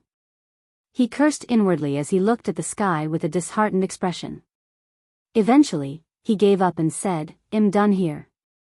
Is this not the technique you were looking for? Tianyang asked him as he seemed so sure of it at the beginning. I don't know since I can't even learn its name, he sighed. After a moment of silence, Tianyang spoke. The technique is called Great Mammoth Body Refinement. Is this the technique? What? Kulas was so shocked when Tianyang revealed the technique's name that he expressed it out loud, disturbing the scene. You're tuning in to the Biyao's Wuxia Chronicles YouTube channel. Don't forget to subscribe and join us on this journey to catch the most captivating stories.